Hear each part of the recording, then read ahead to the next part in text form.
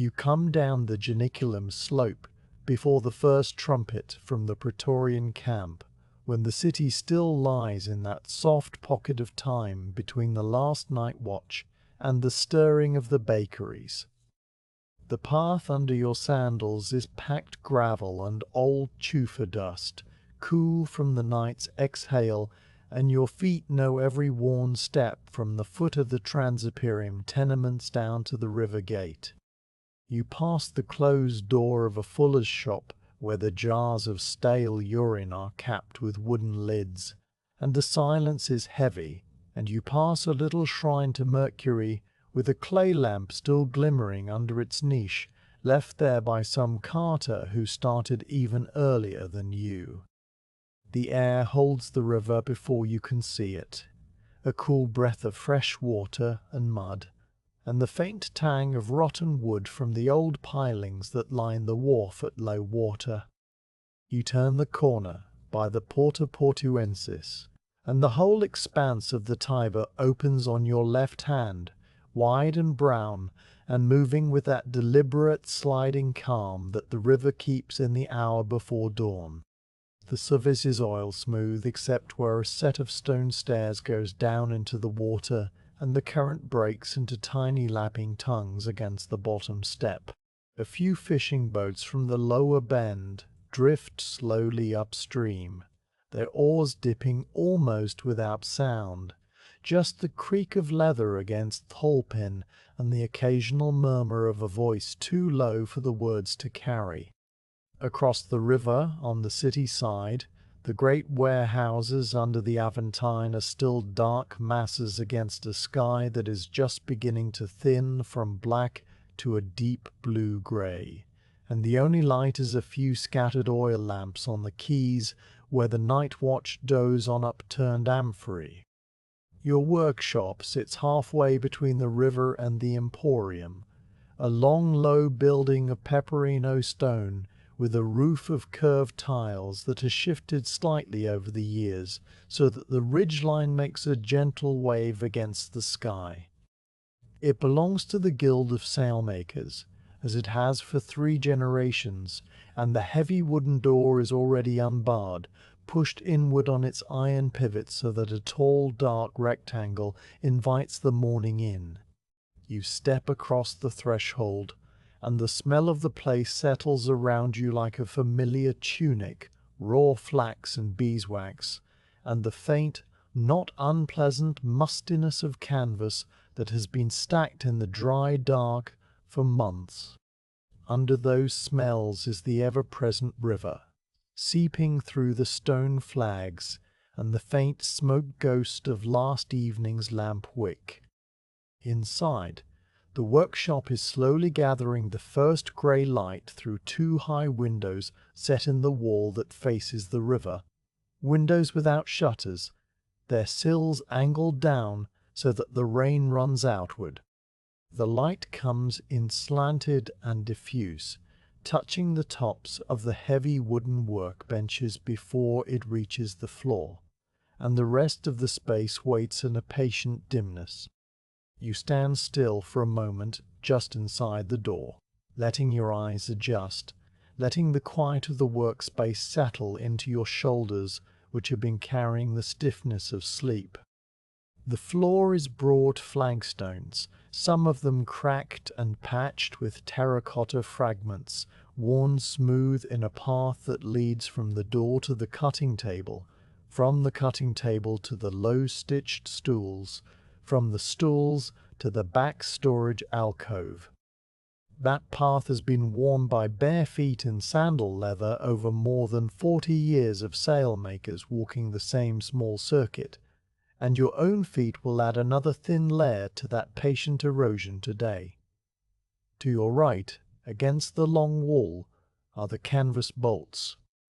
They stand on end like a row of thick columns waiting their turn, some taller than a man, each one wrapped in coarse protective linen and tied with a strand of old bolt rope.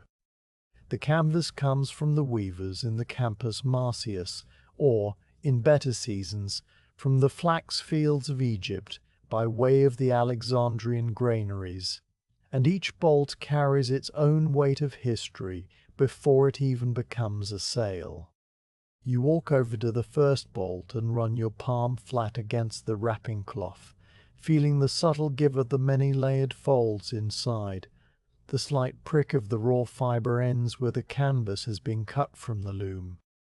The wrapping is dusty, and the dust leaves a fine pale film on your hand that you brush off against your tunic without thinking, a motion so habitual that your fingers do it on their own. Further along the same wall, a set of wooden pegs hammered into the stone hold the tools you will need today, awls of different lengths with polished boxwood handles dart from years of palm oil, curved needles as long as your finger, straight needles a little shorter, palm irons of horn and leather that cut the heel of your hand, lumps of amber beeswax wrapped in scrap cloth, cones of spun thread and hanks of coarser twine for bolt ropes, and a wooden mallet that is never used for hitting but to sift a note. The pegs are arranged in a pattern that no one ever planned, just the incremental decisions of men who wanted the medium awl near the right hand of the cutting table and the wax at the corner of the bench where the afternoon light catches it, and that arrangement has become as fixed as the stone itself.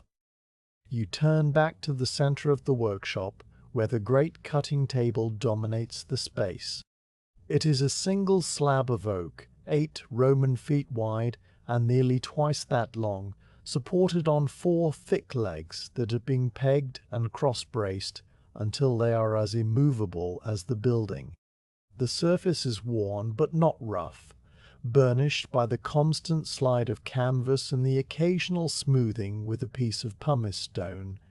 and it carries a faint network of scratches that are the ghost lines of 1,000 past sails marked out with charcoal. A few stray fibers from yesterday's trimming have caught in the grain of the wood, and they lift slightly as you pass, stirred by the small current of air that follows your body. On the far side of the cutting table, against the wall that separates the workshop from the small office cubicle where the guild's records are kept in a cedar chest, there is a low bench with a clay water jar and a dipper. You walk over and pour a dipper of water into a shallow bowl, splash your face, and the cold water carries away the last film of sleep from your eyes. The water has the mineral taste of the aqueduct, not the river, brought from the Janiculum springs, and it is one of the small daily luxuries of the workshop that the guild pays for the connection to the public fountain. You drink another dipperful slowly, letting it cool your throat, and then you pour a little water into your palm and rub it across the back of your neck, which is already warming from the walk. Now the light has grown enough that the corners of the workshop are no longer dark. You can see the spare stool stacked against the back wall, the broom of bound twigs leaning in its corner, the basket of chalk lumps beside the cutting table, the smaller baskets for scraps and trimmings, and the long wooden rack on the ceiling from which a half-finished sail hangs like a curtain, its lower edge rolled up and tied to keep it off the floor. That sail is for a small coastal grain carrier that will run between Ostia and Puteoli, and you will return to it later in the week, but not today. Today is for a new mainsail ordered by a captain of the Alexandrian fleet, a big square sail that will drive a ship of 200 tons across the open sea from the Pharos lighthouse to the mole at Portas. You walk over to the bolt storage and choose the length of canvas that has been assigned to this order. It is the heaviest grade, number 1 Egyptian flax, woven in a plain tight weave with a slight diagonal twill line that will hold its shape when the wind strains every thread. You bend your knees and get your arms around the bolt, walking it out of the row with a slow shuffle, and the weight is satisfying in the way of something dense and real. You carry it across to the cutting table and lay it down flat, then untie the old bolt rope that holds the wrapper closed and let the protective cloth fall away. The canvas inside is a pale, warm cream color, the color of sun-dried sand, and you step back to look at the whole exposed end before you touch it. The weave is even, the selvage straight as a ruled line, and you run a thumbnail gently across the surface to listen to the soft zuzz of the threads, checking for any thin place or broken pick that might open later under strain. Finding none, you begin to unroll the first few feet of the bolt, pulling with a steady, even pressure that keeps the canvas from wrinkling, and the fabric slides over the burnished oak with a low rustle that is one of the most familiar sounds of your life. The unrolling reveals more of that pale cream surface, and you smooth it with both hands, pressing the palms flat and moving them outward from the center in long, slow strokes that chase any air bubbles to the edges. This smoothing is not exactly work, more a kind of greeting, the first conversation between a sailmaker and his cloth, and you feel the slight texture of the flax fibers under your skin, the tiny ridges of the weave that will soon be hidden under seams and hemming, but which you know are there, every inch. The workshop around you is still silent, except for the very distant calling of a cockerel from one of the hillside gardens, a sound so faint that it could be a thought rather than a hearing. The light is shifted, moving down from the high windows to touch the floor in two pale rectangles that are growing longer and more golden as the sun climbs over the escaline. Dust motes drift slowly through those light shafts, rising on the warm air from the floor, and they turn and tumble in a slow dance that you never tire of watching. You pause in your smoothing and just look at them for a few breaths, the canvas motionless under your hands, and the moment stretches out without any need to hurry. After a while, you walk over to the tool wall and take down the wooden rule, a flat length of seasoned beech marked with black lines for Roman feet and palms and fingers, its edges worn to a comfortable roundness. You also take a lump of charcoal from the basket and break off a piece that fits your fingers, then return to the cutting table and stand at the head of the canvas, looking down its length toward the door, measuring in your mind the first marks you will make. The order specifies a sail that is 42 feet across the head, 38 across the foot, with a depth of 35 feet from head to foot, a trapezoid that will hang from the yard with just enough slack in the belly to cup the wind when the sheet is hauled. The numbers are clear in the order written on a scrap of reused papyrus tacked to the office wall, but you do not need to check them. You memorized them yesterday while you were clearing the old work from the cutting table, and they have sat quietly in your memory ever since. You place the rule along the edge of the canvas, align its end with the selvage, and make a small mark with the charcoal at the 0 point. Then you slide the rule along, foot by foot, marking each division with a short line, and when you reach the mark for 42 feet, you draw a longer line and a small cross beside it.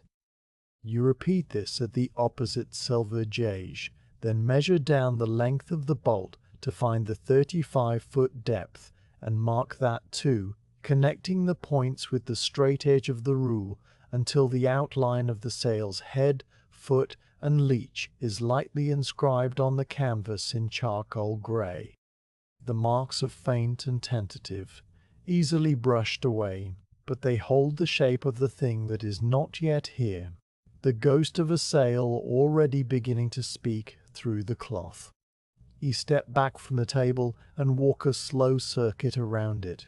checking the measurements from different angles, bending down to sight along the charcoal lines and make sure they run true.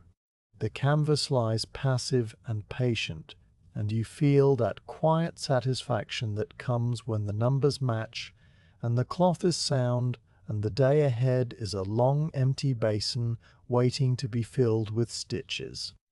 Somewhere down by the river, a ship's bell clangs twice, a bright metallic note that travels cleanly through the morning air, and you know without having to count that it is the second hour of the day, the hour when the wharves begin to wake in earnest. You hear the first sounds of that waking drift up from the Emporium, the rumble of a loaded cart over the basalt paving, the voice of a harbour master calling out to a barge crew, the splash of an oar as a lighter pushes off from the quay.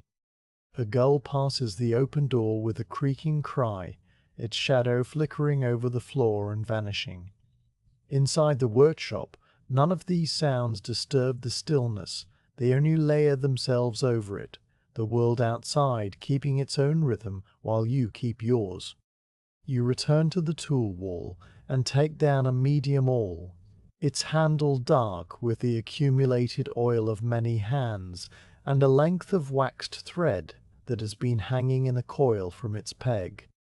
You carry these to the low-stitched stool, which is nothing more than a wooden seat with 3 legs, angled slightly forward so that your lap is positioned under the work. You draw the stool near the cutting table, not to begin sewing yet, but just to have it ready, a small preparation that makes the next step easier when the time comes. Then you go to the water jar again and dampen a scrap of clean cloth, wringing it out until it is just moist, and you wipe the surface of the cutting table where the canvas will slide again, removing the fine dust that has settled since yesterday. These small tasks are not strictly necessary, but they fill the space between one stage and the next with a quiet orderliness that you prefer, and they give the canvas a little more time to rest flat and let any hidden tensions in the weave relax before you cut. Now the sun has cleared the high windows entirely, and the workshop is full of a warm even light that shows the dust in the air as a faint golden haze. You untie the leather thong at the neck of your tunic, loosen the cloth around your throat, and settle onto the stitched stool for the first time today. The canvas waits on the table before you, its charcoal lines soft in the growing light, its surface smooth and still. You pick up the awl and the thread, and for a moment you just sit, letting your breathing slow to match the quiet around you, feeling the familiar weight of the tools in your hands, the rough grip of the awl handle, the waxy smoothness of the thread. Outside, the morning has fully arrived, but inside the workshop the day stretches ahead in a long, unhurried span of canvas and stitches and small necessary motions, and there is nowhere else you need to be. You reach to the peg where the hanks of flax strick hang in their loose loops, the unspun fibre that the spinner women of the Transtiberum sell to the workshop by weight. The hank you lift down is a pale grey blonde in the low light, as long as your arm, and it crackles faintly when you bend it, the sound of thousands of individual fibres rubbing dry against each other. You lay the hank across your lap and pick out a single small tuft of flax no wider than your thumb, pulling it free with a gentle twist that frees the long fibres from the rest without tangling them. The tuft lies across your palm like a lock of straight, fine hair, and you breathe on it once, a soft breath of moisture that helps the fibres lie down together before you set it aside on the bench and take up the spindle from its hook on the wall. The spindle is a simple thing, a turned length of boxwood, a little longer than your foot, with a slight swelling near the bottom to hold the wool, which is a flat disc of baked clay pierced through its center and pushed up the shaft until it sits snug and true.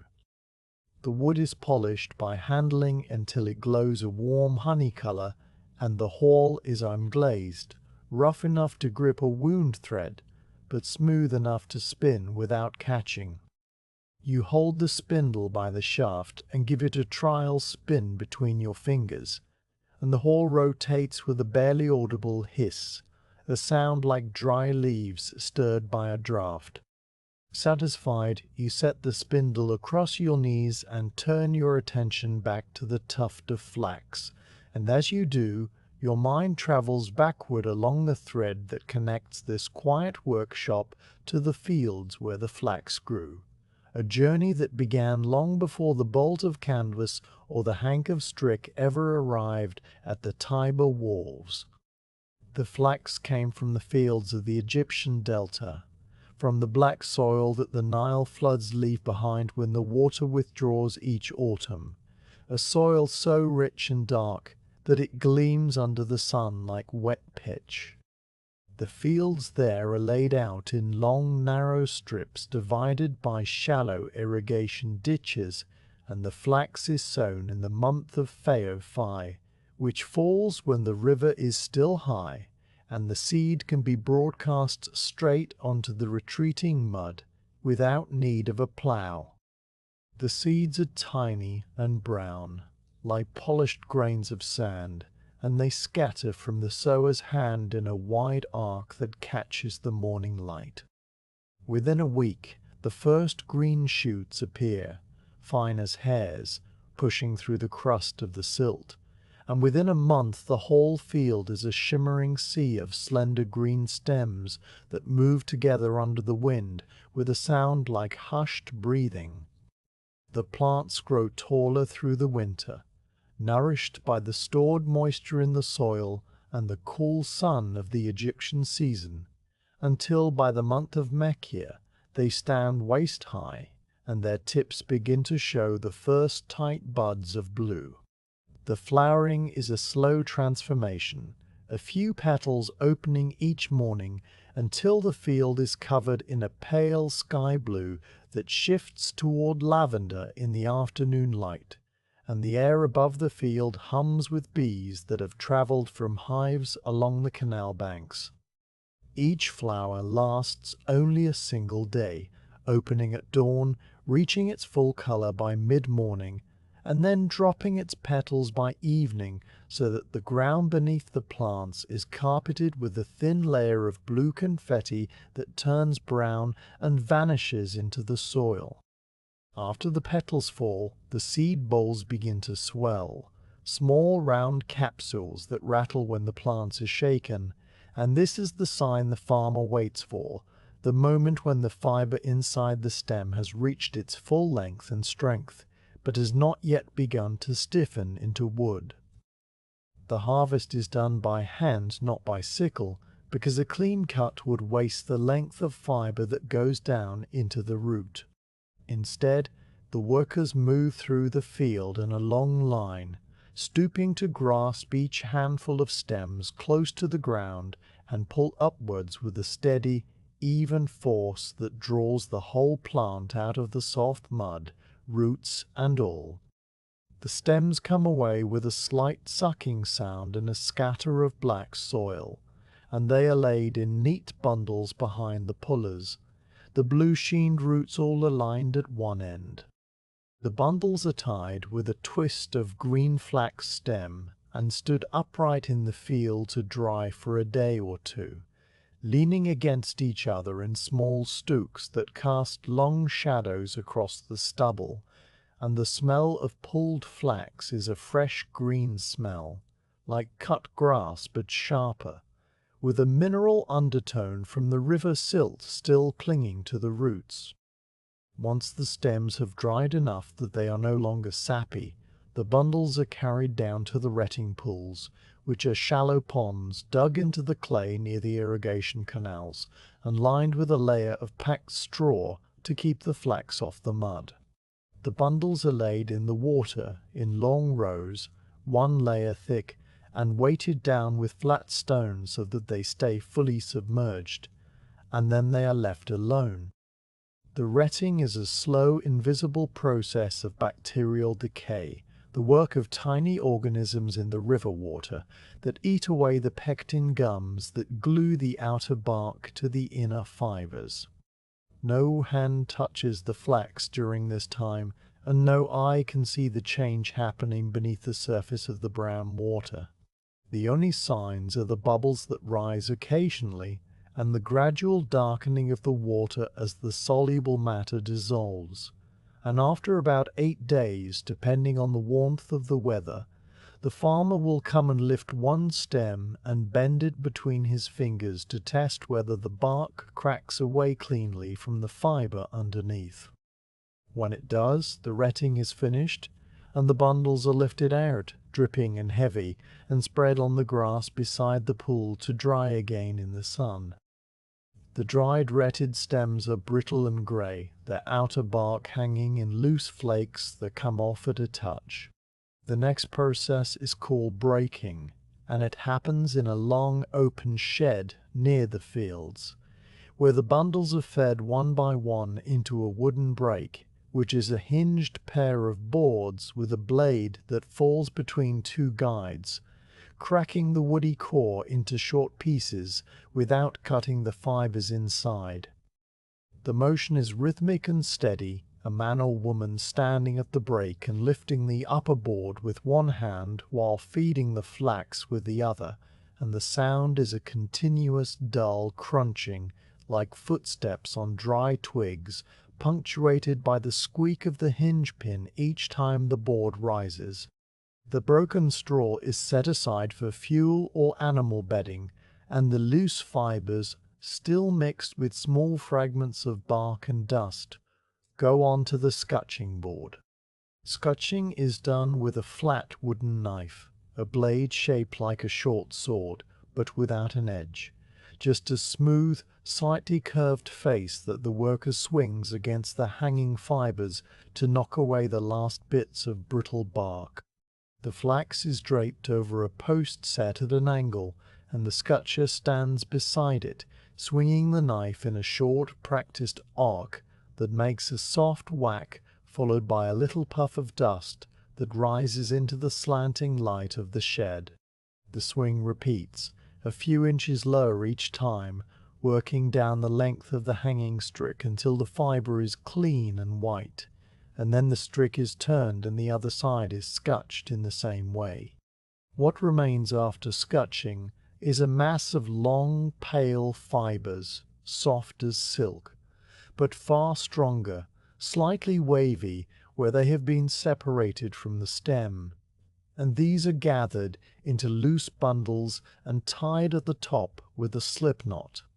The final step before the flax is ready to be spun is hackling,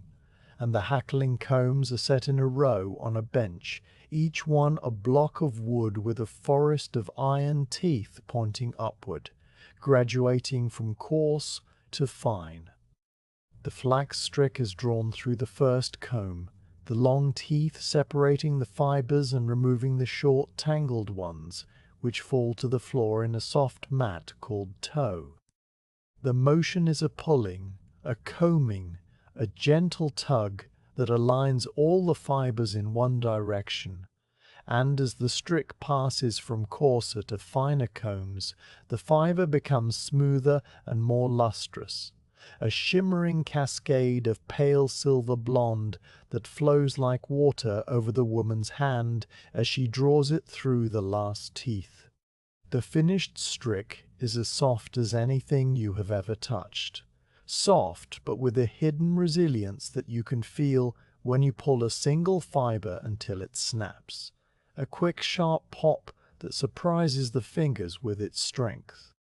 From the hackling shed, the flax stricks are bundled into bales, wrapped in coarse canvas, and loaded onto riverboats that carry them down the canopic branch of the Nile to the great harbour at Alexandria.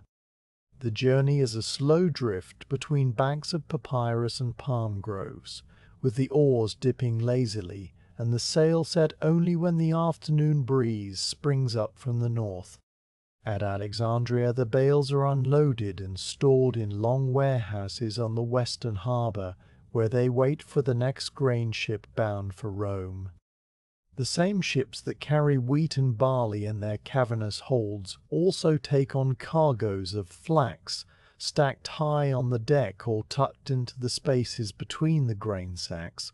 and the bales make the sea crossing lashed under waxed covers to keep the spray off, crossing the Mediterranean under the same stars you see from your own hillside, following the same route the wheat takes,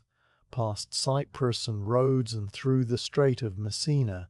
until they reach the lighthouse at Portus and the great basin of the Roman harbour. From Portus, the bales are transferred to river barges and towed up the Tiber by teams of oxen on the towpath,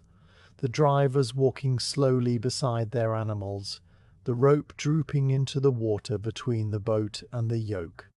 The journey upriver takes most of a day, passing under the high walls of the Emporium and past the long rows of dockside warehouses until the barge ties up at the wharf just below the Porta Portuensis, and the flax bales are carried up the stone steps on the shoulders of stevedores and brought into the workshop. The canvas you have already cut and sewn into sails came from the same journey, from the same fields even, woven on looms in the weaving sheds along the banks of the Nile or in the Campus Martius, and the thread you are about to spin will join its long history. You look down at the tuft of flax on your palm, and you see all of this in a single glance, the blue fields and the retting pools, and the combs and the ships and the river, all compressed into a handful of silver fibres. You take the spindle in your right hand and draw out a few fibres from the tuft with your left, twisting them between your thumb and forefinger to form a leader, a short length of yarn thin enough to pass through the notch at the top of the spindle shaft. You loop the leader over the notch, catch it under the haul, and then give the spindle a flick with your fingers so that it begins to turn, hanging from the leader in the air, the weight of the haul pulling the fibres down as the twist travels upward into the drafting zone. The spindle turns with a soft creak, the sound of wood against clay, a sound that is almost silent, but not quite, a whisper that fills the quiet of the workshop. You draw more fibres from the tuft with a slow, even pull, your left hand moving backward as your right hand feeds the twist, and the loose flax transforms under your fingers into a thread, a continuous line of twisted fibre that is grey in the shadow and silver in the light. The rhythm is in your hands now, a rhythm so old that your muscles learned it before your mind did, the pull and the twist and the wind, and you watch the thread form with a calm attention that is not concentration, but something deeper, a presence in the motion. When you have spun a length about the span of your arm, you stop the spindle with a touch of your foot and wind the new thread onto the shaft just above the wall, coiling it in a neat figure 8 that will not slip. Then you set the spindle turning again and draw out more fibres, and the rhythm continues. Pull and twist and wind, pull and twist and wind, the motions flowing into each other without break or hurry. The thread grows on the shaft, layer over layer, pale and even, and strong, and you can feel the strength of it when you pull it between your hands, a tensile resistance that says it will hold, it will not part under the strain of a swelling sail and a full wind. The flax that began in the mud of the Nile is now becoming the line that will hold a ship's canvas to the yard, and you are the last link in a chain that stretches from the farmer's hand to the helmsman's. The morning outside has moved on, and the light through the high windows has shifted from the pale yellow of dawn to the clear white of mid-morning. The workshop is still quiet, except for the creak of the spindle and the very faint scratching of a mouse somewhere in the back storage alcove, a tiny furtive sound that comes and goes. You spin until the tuft of flax is gone, reduced to a small nub of short fibers that cannot be drafted any further, and you set that nub aside in the scrap basket where it will later be mixed with other scraps and sold to the rope makers or the paper mills. Then you take a fresh tuft from the hank and begin again, the same motions repeating, the spindle turning, the thread lengthening, the quiet settling around you like a familiar garment, and there is nothing else to do and nowhere else to be. You stand beside the cutting table with the wooden rule in your hand and a lump of soft charcoal resting in the hollow of your palm, looking down at the canvas that now lies fully unrolled across the oak surface, its pale cream expanse stretching from one end of the table to the other and overhanging the edges by a handspan on both sides. The bolt you opened earlier has been drawn out to its full working length, and you have spent a quiet while walking around the table and smoothing the fabric with the flats of your hands, pressing out the soft creases that formed while the canvas was rolled, following the ripple of the cloth with slow, patient strokes that travel from the center outward toward the self edge on each side until the whole piece lies flat and still and ready. The morning light has grown stronger, and the high windows now cast a clean white rectangle across the middle of the table, illuminating the weave in a way that makes every thread visible, the slight diagonal of the twill, the tiny irregular nubs where a flax fiber was thicker than its neighbors, the shadowed groove of each intersection of warp and weft. You set the charcoal down for a moment and bend low over the canvas, bringing your eyes close to the surface so that you can read the cloth. Reading the bolt is a slow habit of attention that you learn from the old sailmaker who first put a needle in your hand, and it has never left you, this scanning of the fabric for any flaw that might later open into a tear under the long strain of a loaded sail. Your gaze travels along the warp threads first, following them from one end of the cloth to the other, checking that they run straight and parallel without any wandering or bunching. Then you trace the weft, the cross threads that go from selvage to selvage, and you notice a small thin spot about 3 feet in from the left edge where the shuttle must have hesitated on the loom and left a fraction of slack, a tiny dip in the grain that you can feel with the tip of your finger. It is not a flaw that would ruin the sail, only a place to remember, a spot to work around when you position the seams or the tabling, and you make a mental note of its location by counting threads from the selvage and from the end of the bolt, storing the numbers in a quiet corner of your memory alongside the dimensions of the order. After you have finished reading the warp and the weft, you straighten up and let your eyes go soft, looking at the whole surface without focusing on any single point, the way you might look at the surface of a still pond to see the wind before you feel it. This unfocused gaze reveals the overall balance of the cloth,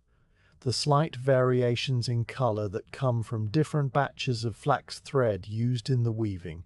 the faint, subtle stripes that run across the width where the weaver changed shuttles, and you see that the bolt is sound, even and tight, and worthy of the grain ship that will carry it.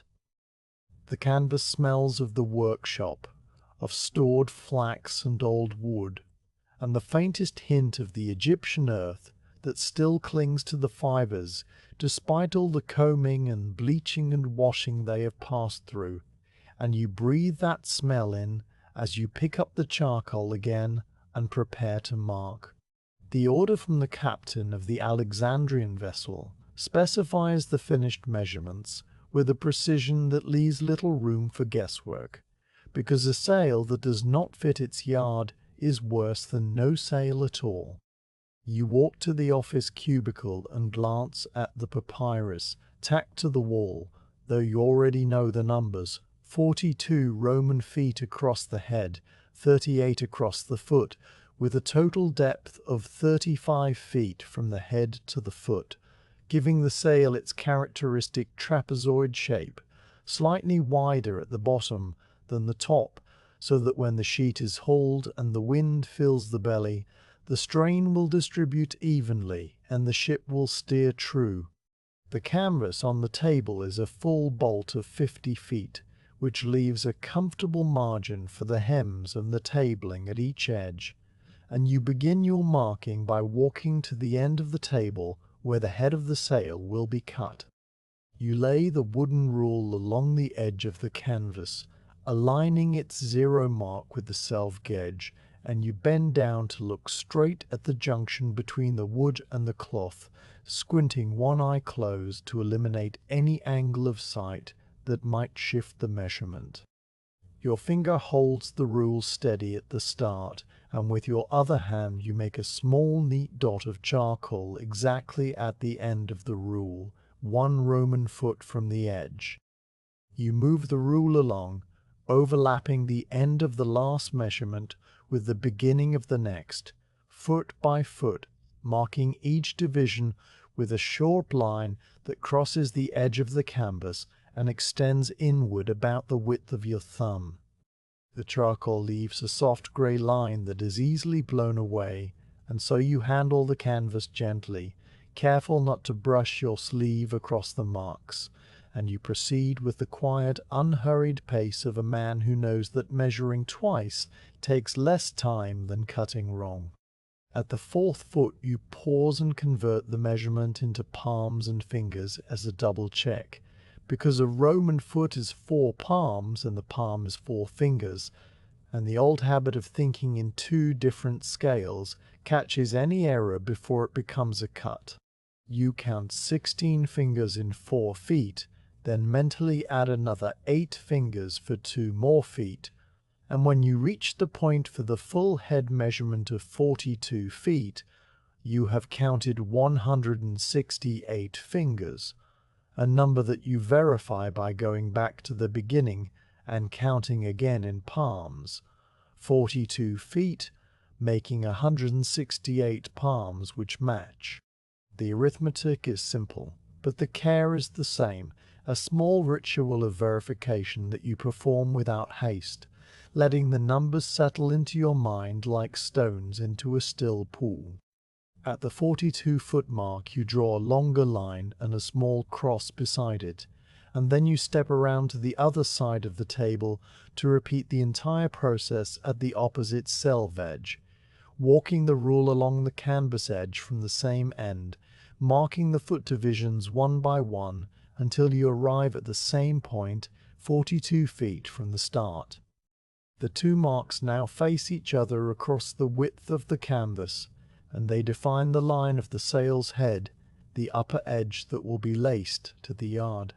You place the rule along an imaginary line connecting the 2 marks and sight down its length, making sure the wood lies flat and straight, and then you draw the charcoal in one smooth, continuous stroke, pulling it along the edge of the rule from one side to the other, leaving a grey line that shimmers slightly in the light. The line is faint but true, and it divides the canvas into 2 parts, the head above and the body below, a boundary that will guide all the other measurements that follow. Next you move to mark the foot of the sail, which is wider than the head, and so you walk along the table to the far end of the canvas, stepping carefully over the low-stitched stool that still sits where you left it earlier. At the foot end, you again align the rule with the selve edge, but this time you measure in from the edge by 1 palm, because the foot hem will require a small extra allowance for the bolt rope that will be sewn into the edge, a heavy cord that must be wrapped in canvas and stitched through with double thread. You mark the first foot with a dot, then slide the rule along, measuring 38 feet in total, and when you reach that mark you check it in palms, 152 palms, and then check it again in fingers, 608 fingers.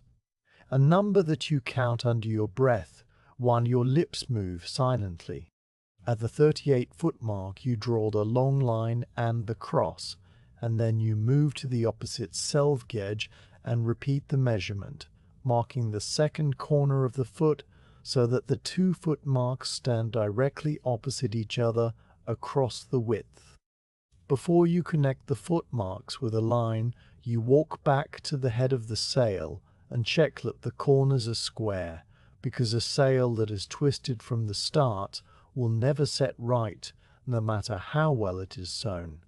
You take a length of twine from the tool wall, a piece about 5 feet long, and you knot one end around a lump of chalk, then hold the other end at the left head mark while the chalk end swings free. By pulling the twine taut toward the left foot mark and then toward the right foot mark, you can compare the diagonals of the trapezoid, and you do this slowly, letting the twine lie flat against the canvas, checking that the distance from the left head corner to the right foot corner matches the distance from the right head corner to the left foot corner. The two diagonals agree within a thumb's width, which is close enough for a canvas that will stretch under load, and you drop the chalked twine into the basket and return to the foot end to draw the line. You place the rule across the width, align it with the two marks, and pull the charcoal along the wood, producing the second long line that now defines the bottom boundary of the sail, and the shape is beginning to emerge, a pale ghost of a sail drawn in charcoal on the cream surface of the cloth. The depth of the sail, the distance from the head to the foot, is 35 feet, and you measure this along the left selvage first, starting from the headline and walking the rule down the edge, marking each foot until you reach 35, where you draw a small cross and a connecting line inward about a handspan. You repeat the measurement along the right selvage edge, checking that the two depth marks are level with each other by stepping back and sighting across the table, and then you draw a short horizontal line from each mark toward the center of the canvas, guiding lines that will help you place the leech, the side edge of the sail. The leech is not a straight line. It has a gentle outward curve or roach that will keep the edge from fluttering when the sail is set, and you mark this curve by eye and by rule, setting a series of small dots about a foot apart that step outward from the head corner to the foot corner in a smooth arc. You connect the dots with the charcoal, using the rule for the straight sections and your free hand for the curved part, the line growing in small, careful increments until the whole leech is drawn, a long, sweeping boundary that mirrors the one on the opposite side, which you mark in the same way, dot by dot, checking the symmetry by folding a strip of scrap canvas and matching the curves. Now the entire outline of the mainsail lies on the cutting table, a trapezoid with its head shorter than its foot, its sides curving outward slightly, and the charcoal lines seem to float on the surface of the canvas like a drawing made on still water, delicate and temporary but complete. You stand back and let your eyes travel over the shape, checking that every line meets its neighbor at a clean angle, that the curves are fair and the measurements add up. And as you do this, the quiet of the workshop settles around you, broken only by the distant cry of a vendor on the wharf and the soft scuff of your sandal on the stone floor. You pick up the rule and the charcoal and walk slowly around the table one more time, tracing the outline with your finger a few inches above the fabric, not quite touching, seeing the sail that will be cut from this cloth and stitched and folded and hauled up a mast somewhere on the sea road to Alexandria. The light has shifted again, the white rectangle from the windows now drifting across the foot of the sail and illuminating the weave in a golden haze, and you notice for the first time that the thin spot you found earlier falls just inside the leech curve on the left side, near the foot, a location where the strain is less and where a small reinforcing patch can be added without disturbing the shape. You file this information alongside the other notes in your mind, the adjustments and accommodations that will guide the cutting and the stitching, and you feel the satisfaction of a difficult shape accurately transferred from an order slip to the cloth. There is one more set of marks to make before you set down the charcoal. The positions of the reef bands, the horizontal lines where a row of cringles will be worked into the canvas so that the sail can be shortened in heavy weather. The captain asked for 2 reef bands, one at 8 feet above the foot and a second at 16 feet, and you walk back to the left selvage edge and measure up from the foot line, counting off 8 feet, then 16, marking each with a short horizontal line that extends into the body of the sail about the length of your forearm. You carry these lines across the width with a rule, drawing 2 parallel bands that cut across the charcoal trapezoid, and as you do, you make sure that the bands run exactly parallel to the head and foot lines, checking the spacing at both ends and in the middle. The reef bands now divide the sail into 3 horizontal panels, each one a field of unmarked canvas waiting for seams and hems, and the sight of these divisions gives a pleasing order to the whole shape, a framework that will guide the long hours of stitching to come. You set the charcoal down at last, rubbing the grey dust from your fingers with a scrap of tow, and you walk to the water jar for a drink,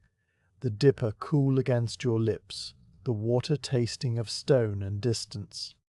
The cutting table now holds the complete plan of the sail, a map drawn on cloth, and the canvas waits under its charcoal lines with the patience of something that has spent months rolled in darkness and is in no hurry to become something else.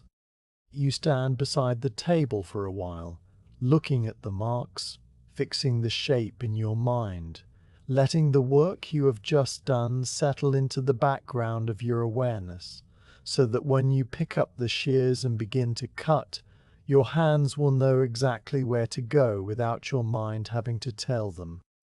The morning is still far from over, the sun climbing higher and the river noises growing a little louder as the wharves come fully awake. But inside the workshop, the time moves at its own pace, measured in charcoal marks and the slow, careful alignment of a rule against a thread.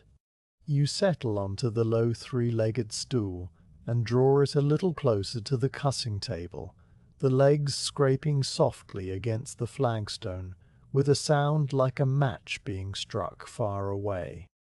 The canvas panel you've cut for the first middle section lies folded beside you, and you lift it with both hands, letting the weight of the cloth drape across your thighs and hang down on either side so that the 2 long edges you will join are easy to reach.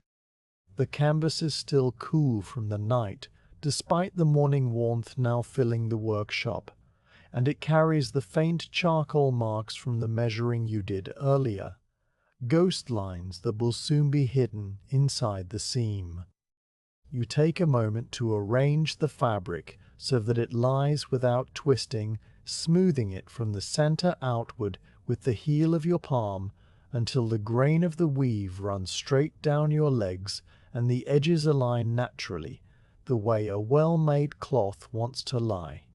Your right hand reaches to the small bench beside the stool where you have laid out the tools for this task. The medium awl with its dark polished handle, the lump of amber wax, the coil of linen thread that you spun and twisted and waxed yourself in the slower hours of the previous day, and the leather palm that cups the base of your thumb and protects your hand when you push the needle through multiple thicknesses. You pick up the awl first and turn it over in your fingers, feeling the familiar weight, the slight tackiness of the wood where palm oil has built up over months of use, and the point, which you test against the pad of your thumb, finding it sharp but not needle sharp, just sharp enough to part the fibers of the canvas without cutting them. The awl is a tool that does not make holes by removing material, but by spreading the threads apart, a temporary opening that will close tight around the stitch when the thread is drawn through, and this distinction matters to you because a cut thread is a weak point, whereas a spread thread will grip the stitch and hold it fast. You set the awl down for a moment and take up the two raw edges of the canvas.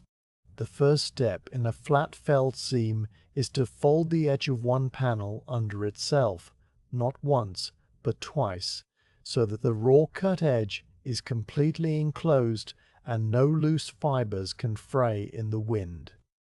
You do this with a slow, deliberate motion, turning the edge under by the width of your little finger, pressing the fold flat with your thumbnail until the crease shows white against the cream of the canvas, then turning it under a second time so that the raw edge disappears into a neat, tight roll. You run your thumb along the entire length of the fold, a steady pressure that travels from your body outward toward the far end of the panel, and the canvas accepts the crease with a slight crackle, the sound of flax fibers bending and holding their new shape.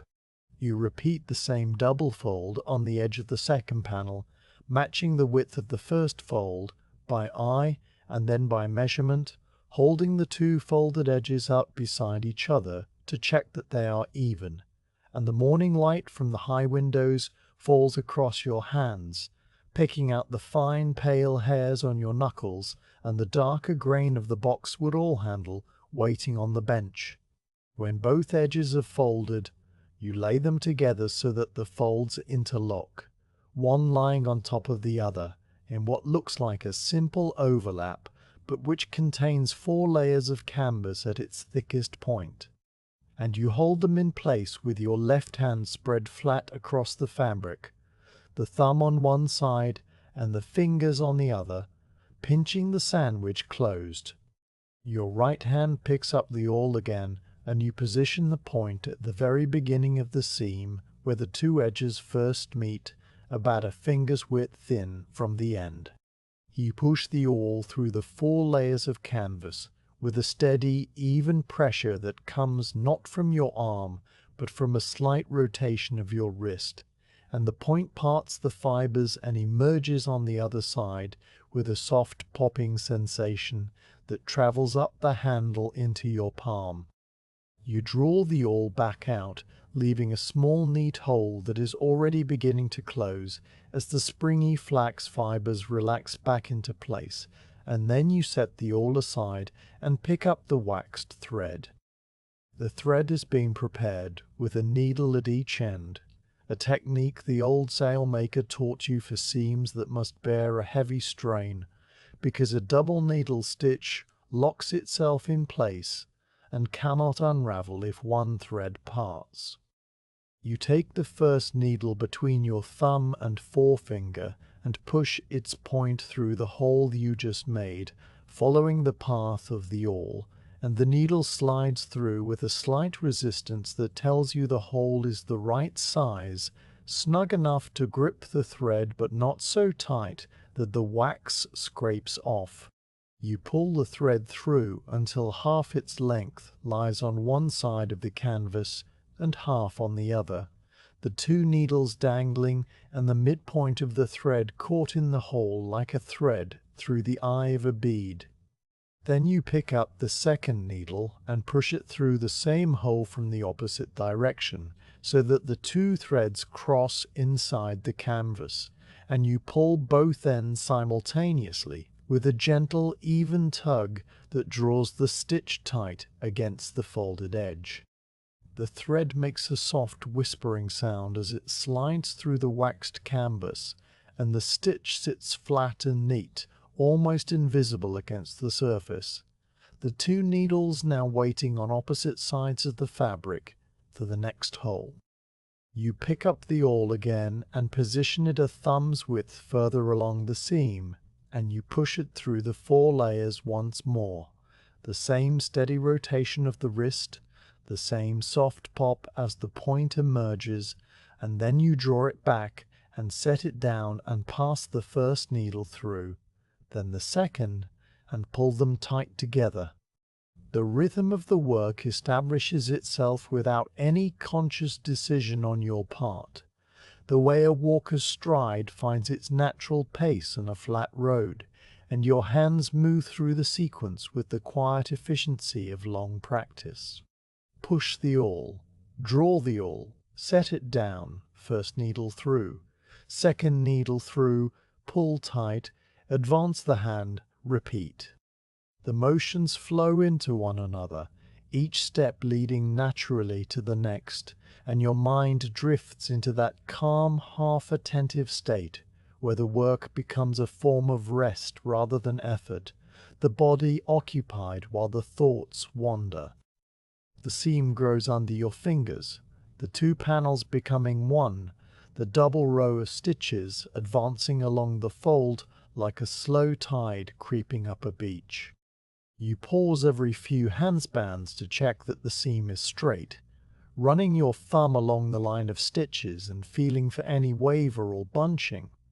And occasionally you find a place where the fabric has shifted slightly and you must pull out the last few stitches with the point of the awl and redo them.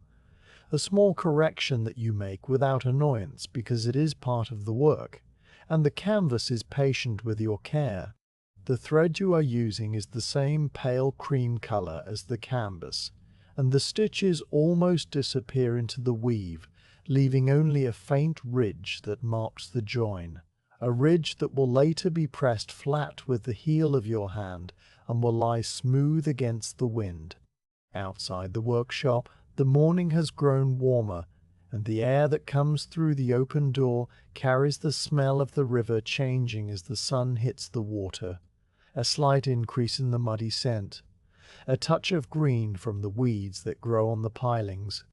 The sounds from the wharves have grown more distinct. The calls of the stevedores working the grain barges, the thump of amphory being set down on the stone quay, the creak of a crane lifting a cargo net from the hold of a ship, and all these sounds blend into a distant, continuous murmur that you notice only when something briefly rises above the background. The squawk of a gull, the bray of a donkey, the splash of something heavy dropped into the water. You stitch on through the sounds, your hands moving in their rhythm, and the canvas slowly grows warm on your lap,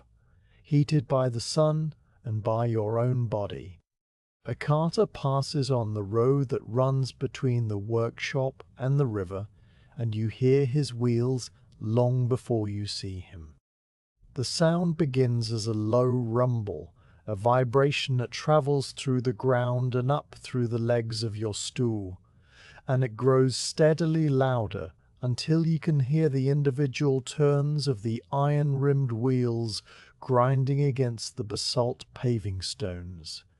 A heavy, repetitive grinding that has a rhythm of its own, slow and laden.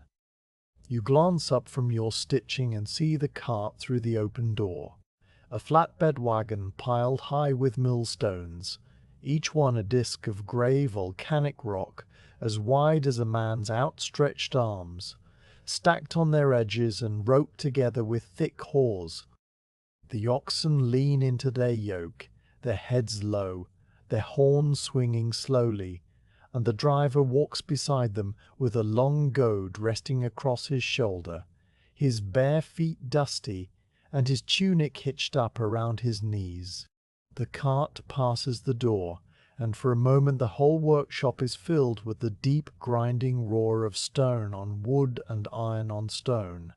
a sound that seems to press against your ears and then recedes, fading back into the distance as the cart continues up the road toward the city gate. The sound reminds you of distant thunder, the kind that rolls across the hills on a summer evening and never comes closer. And after it is gone, the quiet of the workshop seems deeper than before, a settling silence that wraps around you like a blanket. You return your attention to the seam, which has now advanced about 2 feet along the length of the panel, and you pause to stretch your fingers, opening and closing your hand to work out the slight stiffness that comes from holding the awl. The leather palm has left a faint red mark on the base of your thumb where the pressure of the needle pushes through the thickest layers, and you adjust the palm slightly, shifting it to a more comfortable position, before you pick up the awl again and continue. The canvas on your lap has grown warm from your body, and it has absorbed the smell of your skin, a faint human note added to the vegetable smell of the flax, and the fabric moves with you now, shifting slightly when you breathe, as if it has already begun to learn the shape of the sail it will become. You finish the thread on your needles and must splice in a new length, a process that requires you to unthread the old needles, fray the ends of the old and new threads with your thumbnail, twist them together with a drop of saliva, and then roll the join between your palms until the 2 ends become one seamless length. You test the join by pulling hard between your hands, and it holds, the fibers gripping each other with the same tenacity that will hold the sail together in a gale. You rethread the needles, pass the new thread through the wax one more time, and then resume the stitch exactly where you left off, the new thread drawing through the same holes as the old, the rhythm picking up without a break, as though the join had never happened. The seam continues along the panel, and you find yourself thinking about the sail as it will be when the panels are all joined, and the bolt ropes sewn on, and the cringles worked, and the whole great expanse of canvas is hauled up the mast of the grain ship. You picture it in your mind, not as a dramatic image, but as a quiet fact, the pale cream rectangle swelling against a blue sky, the stitches you are making now invisible at any distance, hidden in the fold of the felled seam, each one doing its small part to hold the shake together. The wind that will fill that sail is wind that has not yet blown. The ship is a ship you will never sail on, but the canvas will carry your work across the sea, and that thought is not a proud one, but a comfortable one, a sense of connection to something far away and ongoing, like a thread running from your hand to the horizon. You shift your position on the stool, easing the weight off one hip, and drape the finished portion of the seam over your left knee, so that the unstitched portion lies ready before you. The awl pushes through, the needles follow, the thread pulls tight, and the quiet of the workshop holds you in its steady embrace while the sun climbs higher and the shadows shorten on the flagstone floor. The carter with the millstones has long since passed, and the sound of his wheels is a memory now, a distant rumble that has merged with all the other sounds of the morning, and there is nothing else to attend to except the next stitch and the next, the slow, patient advance of the seam across the canvas. A small, quiet, unnecessary work that will last until the panel is done and the next one is ready to be joined. The bolt rope lies coiled in a wooden bucket near the back alcove, its coils heavy and dark with the tar that was worked into the hemp fibers when the rope was first laid up in the rope walk down by the Navalia. You lift the coil out with both hands, and the weight of it surprises you even though you have lifted 100 bolt ropes before, because a rope that will edge a mainsail must be thick enough to take the full strain of the wind without stretching, and that thickness gives it a heft that feels more like a piece of timber than a length of cordage. The tar makes the rope slightly tacky to the touch, and it leaves a faint brown residue on your palms that you will later scrub off with pumice and river water, but for now you simply accept the stickiness as part of the work, the same way you accept the small pricks of the awl and the stiffness in your lower back from the stitching stool. You carry the coil across to the cutting table and set it down beside the canvas panel that will become the foot section of the sail, the section that must bear the greatest load when the sheet is hauled tight and the wind fills the belly, and the bolt rope that edges this section will be the anchor point for the entire lower margin of the canvas. Before you can sew the bolt rope into its hem, the rope must be soaked to make it pliable.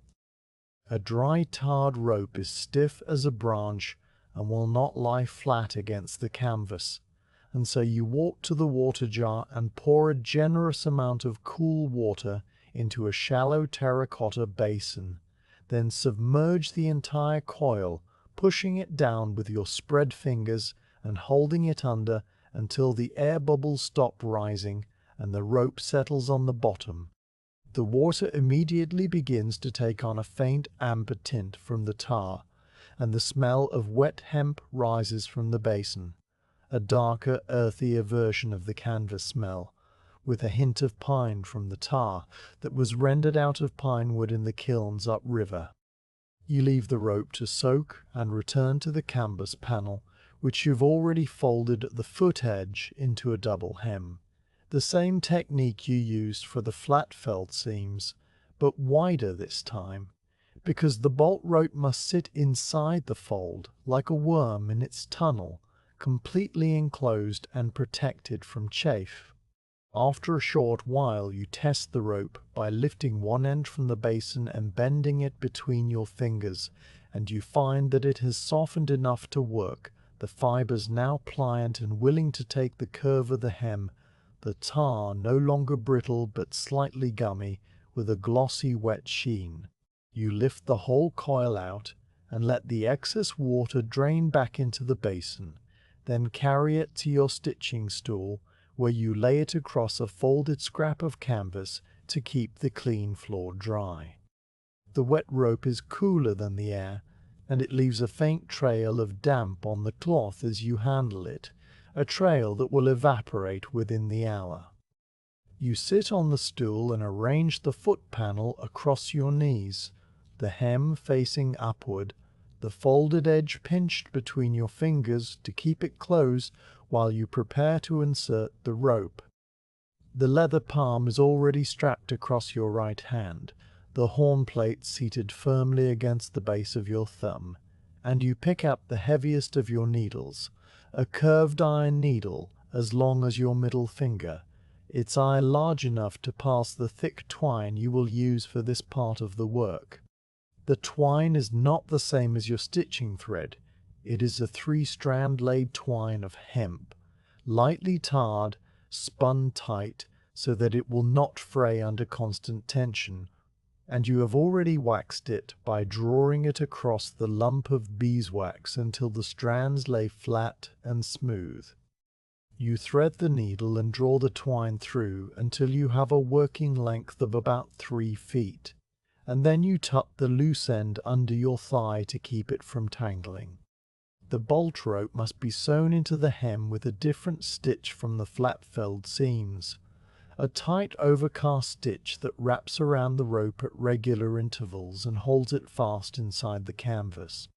You begin by laying the end of the wet rope into the open fold of the hem,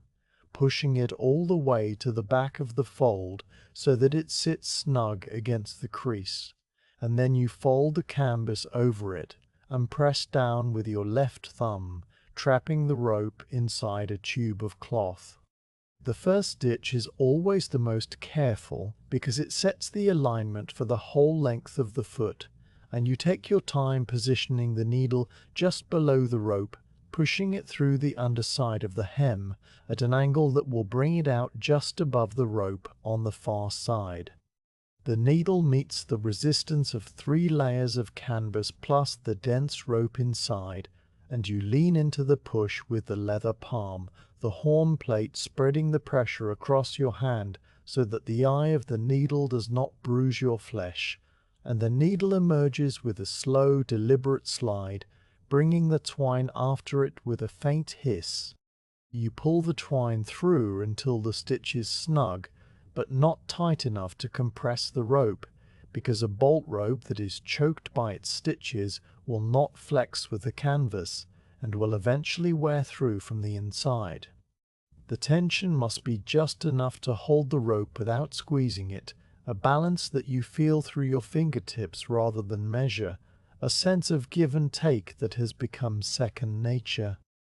You wrap the twine over the top of the hem and push the needle through again from the far side, this time aiming a thumb's width further along the rope, and the second stitch completes the wrap, locking the rope in place for that segment. You pull the twine through, check the tension with a gentle tug, and then move on to the next stitch, the same motion repeating, the needle pushing through, the twine drawing after, the leather palm bearing the load, your left thumb keeping the canvas folded tight around the rope. The work progresses along the foot of the sail in a slow, steady advance, and the wet rope inside the hem makes a slight squelching sound each time you push the needle through, a small wet noise that is the only sound close at hand, while the distant river sounds continue their background murmur. The tar smell from the wet rope is stronger now, and it mingles with the wax and the canvas and the river air, creating a particular scent that you will always associate with the making of heavy weather sails. The cord of rope on the scrap cloth slowly diminishes as you work more of it into the hem, and you pause occasionally to draw up more slack from the coil and to rethread the needle with a fresh length of twine, the old length having grown too short to work comfortably. After the foot edge is fully roped, you turn your attention to the head of the sail, which will receive a lighter bolt rope, one size thinner than the foot rope, because the head is laced to the yard and does not take the direct pull of the sheet. You retrieve the lighter coil from the storage alcove, where it hangs on a wooden peg beside the spare awls, and you soak it in the basin while you finish the last few stitches of the foot. The process for the head is the same: the double fold of canvas, the insertion of the rope, the overcast stitch with the heavy curved needle, but the lighter rope sews more quickly, and the tension is easier to judge because the canvas is not fighting the weight of a thick cord, and you move along the head edge with a smoother rhythm, your hands settling into the task like a man settling into a chair that fits him. When the head bolt rope is sewn in, you stand up from the stool and stretch your back, pressing your fists into the small of your spine and arching slightly until you feel the vertebrae click, a small release of the tension that has built up during the long leaning forward. You walk to the water jar and drink another dipperful, and then you take a moment to walk the length of the cutting table, inspecting the work you have done, running your thumb along the bolt rope through the canvas, feeling the evenness of the stitches and the smooth, fair curve of the edge. The foot and the head are now both bound in their hems, and the canvas has begun to take on the character of a sail, no longer a flat panel of cloth, but an object with edges and a shape and a purpose. The next task is the cringles, the small reinforced holes that will be worked into the bolt rope at the points where the reef lines and the sheet lines will be attached. A kringle is not simply a hole punched through the canvas. It is a grommet made of tarred twine, worked by hand around a fit, a pointed wooden tool that opens a space in the bolt rope without cutting it, and the twine is wrapped and stitched until the hole is a hard, permanent ring that will not stretch or fray under load. You gather the materials for this work: a ball of tarred twine, a short fidive of polished beechwood, a palm that is smaller and more flexible than the one you use for the heavy needle, and a curved awl with a blunt tip that will part the strands of the bolt rope without piercing them. The reef cringles come first, positioned along the reef bands you marked on the canvas with charcoal hours ago, and you count off the positions from the left leech, measuring with a span of your hand to confirm the distances. At each position you use the blunt awl to work a small opening in the bolt rope, spreading the strands apart rather than cutting them, and then you insert the fid into the opening to hold it round while you wrap the twine around the outside of the canvas in a tight series of loops that encircle the hole. The wrapping is slow, precise work, each loop laid beside the previous one without overlap, the twine pulled tight with a firm tug that beds it into the weave of the canvas. And after the wrapping is complete, you switch to the curved awl and a finer twine to stitch through the loops and the canvas beneath, locking the grommet into place with a dozen small stitches that radiate outward like the spokes of a wheel. Each kringle takes a long time to finish, and you work through them one by one, moving along the reef band from left to right, the completed grommet standing out as dark, hard circles against the pale canvas, each one a point of strength that will hold a reef line secure when the sail is shortened in heavy weather. The leather palm is essential for this work because the smaller needle must be pushed through the tartan twine and the canvas and the bolt rope all at once, a dense sandwich that would resist an unprotected hand, and you feel the familiar pressure against the base of your thumb each time you push the needle through, a pressure that is almost a companion to the task, a physical reminder of the care required. The morning has now stretched well into midday, and the shadows on the floor have shortened to small dark pools directly under the stools and the cutting table legs, while the river outside glitters with the high sun, a million small reflections dancing on the moving water, their light flickering faintly on the ceiling of the workshop through the open door. You pause to wipe the sweat from your forehead with the back of your wrist, leaving a small smear of tar on your skin that you do not notice, and then you return to the kringle in your lap, the fid in your left hand, the needle in your right, the twine pulling through with its dark waxy whisper, and the quiet afternoon stretches before you, full of small careful motions that will make the sail strong enough to hold the wind. The repair basket sits on the side bench against the north wall, a wide, shallow basket of woven osier that has darkened with age and absorbed a permanent bloom of dust and flax fibre into its crevices, and it is never empty. Every grain ship that ties up at the Emporium brings with it a collection of sails that have been torn or chafed or strained beyond what the crew can mend at sea, and the captains bring these sails to the workshop for the heavy repairs that require a bench and proper light and the full array of tools. The basket receives them all, and on any given morning you can lift its lid and find a jumble of folded canvas smelling of salt and fish and the particular sharpness of sun-dried sea-water, the cloth, stiff in some places and soft in others, the evidence of the sea written across the fabric in rips and patches and faded rust stains from the iron rings of the yard. Today you finish your mid-morning water and walk to the basket, brushing the dust from your tunic, and you lift the lid and look inside. The topmost sail is a piece of a topsail from a grain carrier that ran into a spring squall off the northern coast of Sicily 2 weeks ago,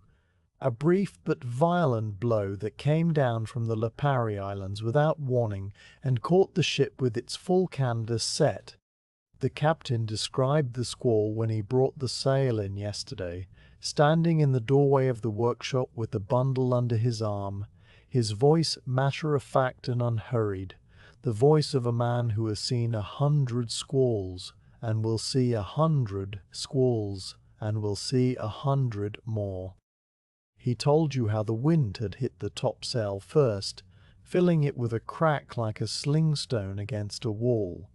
and how the starboard leech had split along the seam for a distance of 6 feet before the crew could haul the halyard and bring the yard down.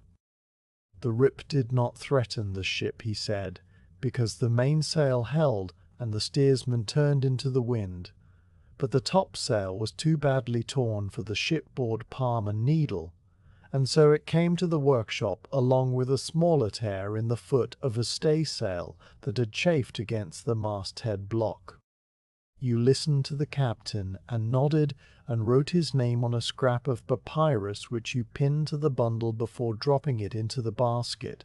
and now you lift that same bundle out and carry it to the cutting table, where you untie the scrap of old rope that holds it closed and spread the sail out flat.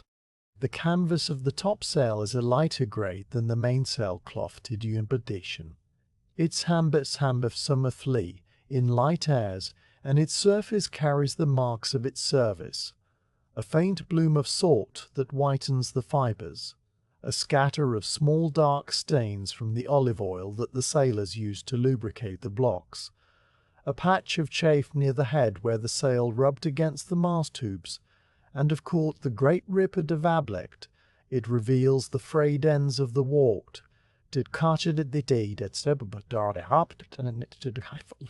You lean over the table and examine the rip closely,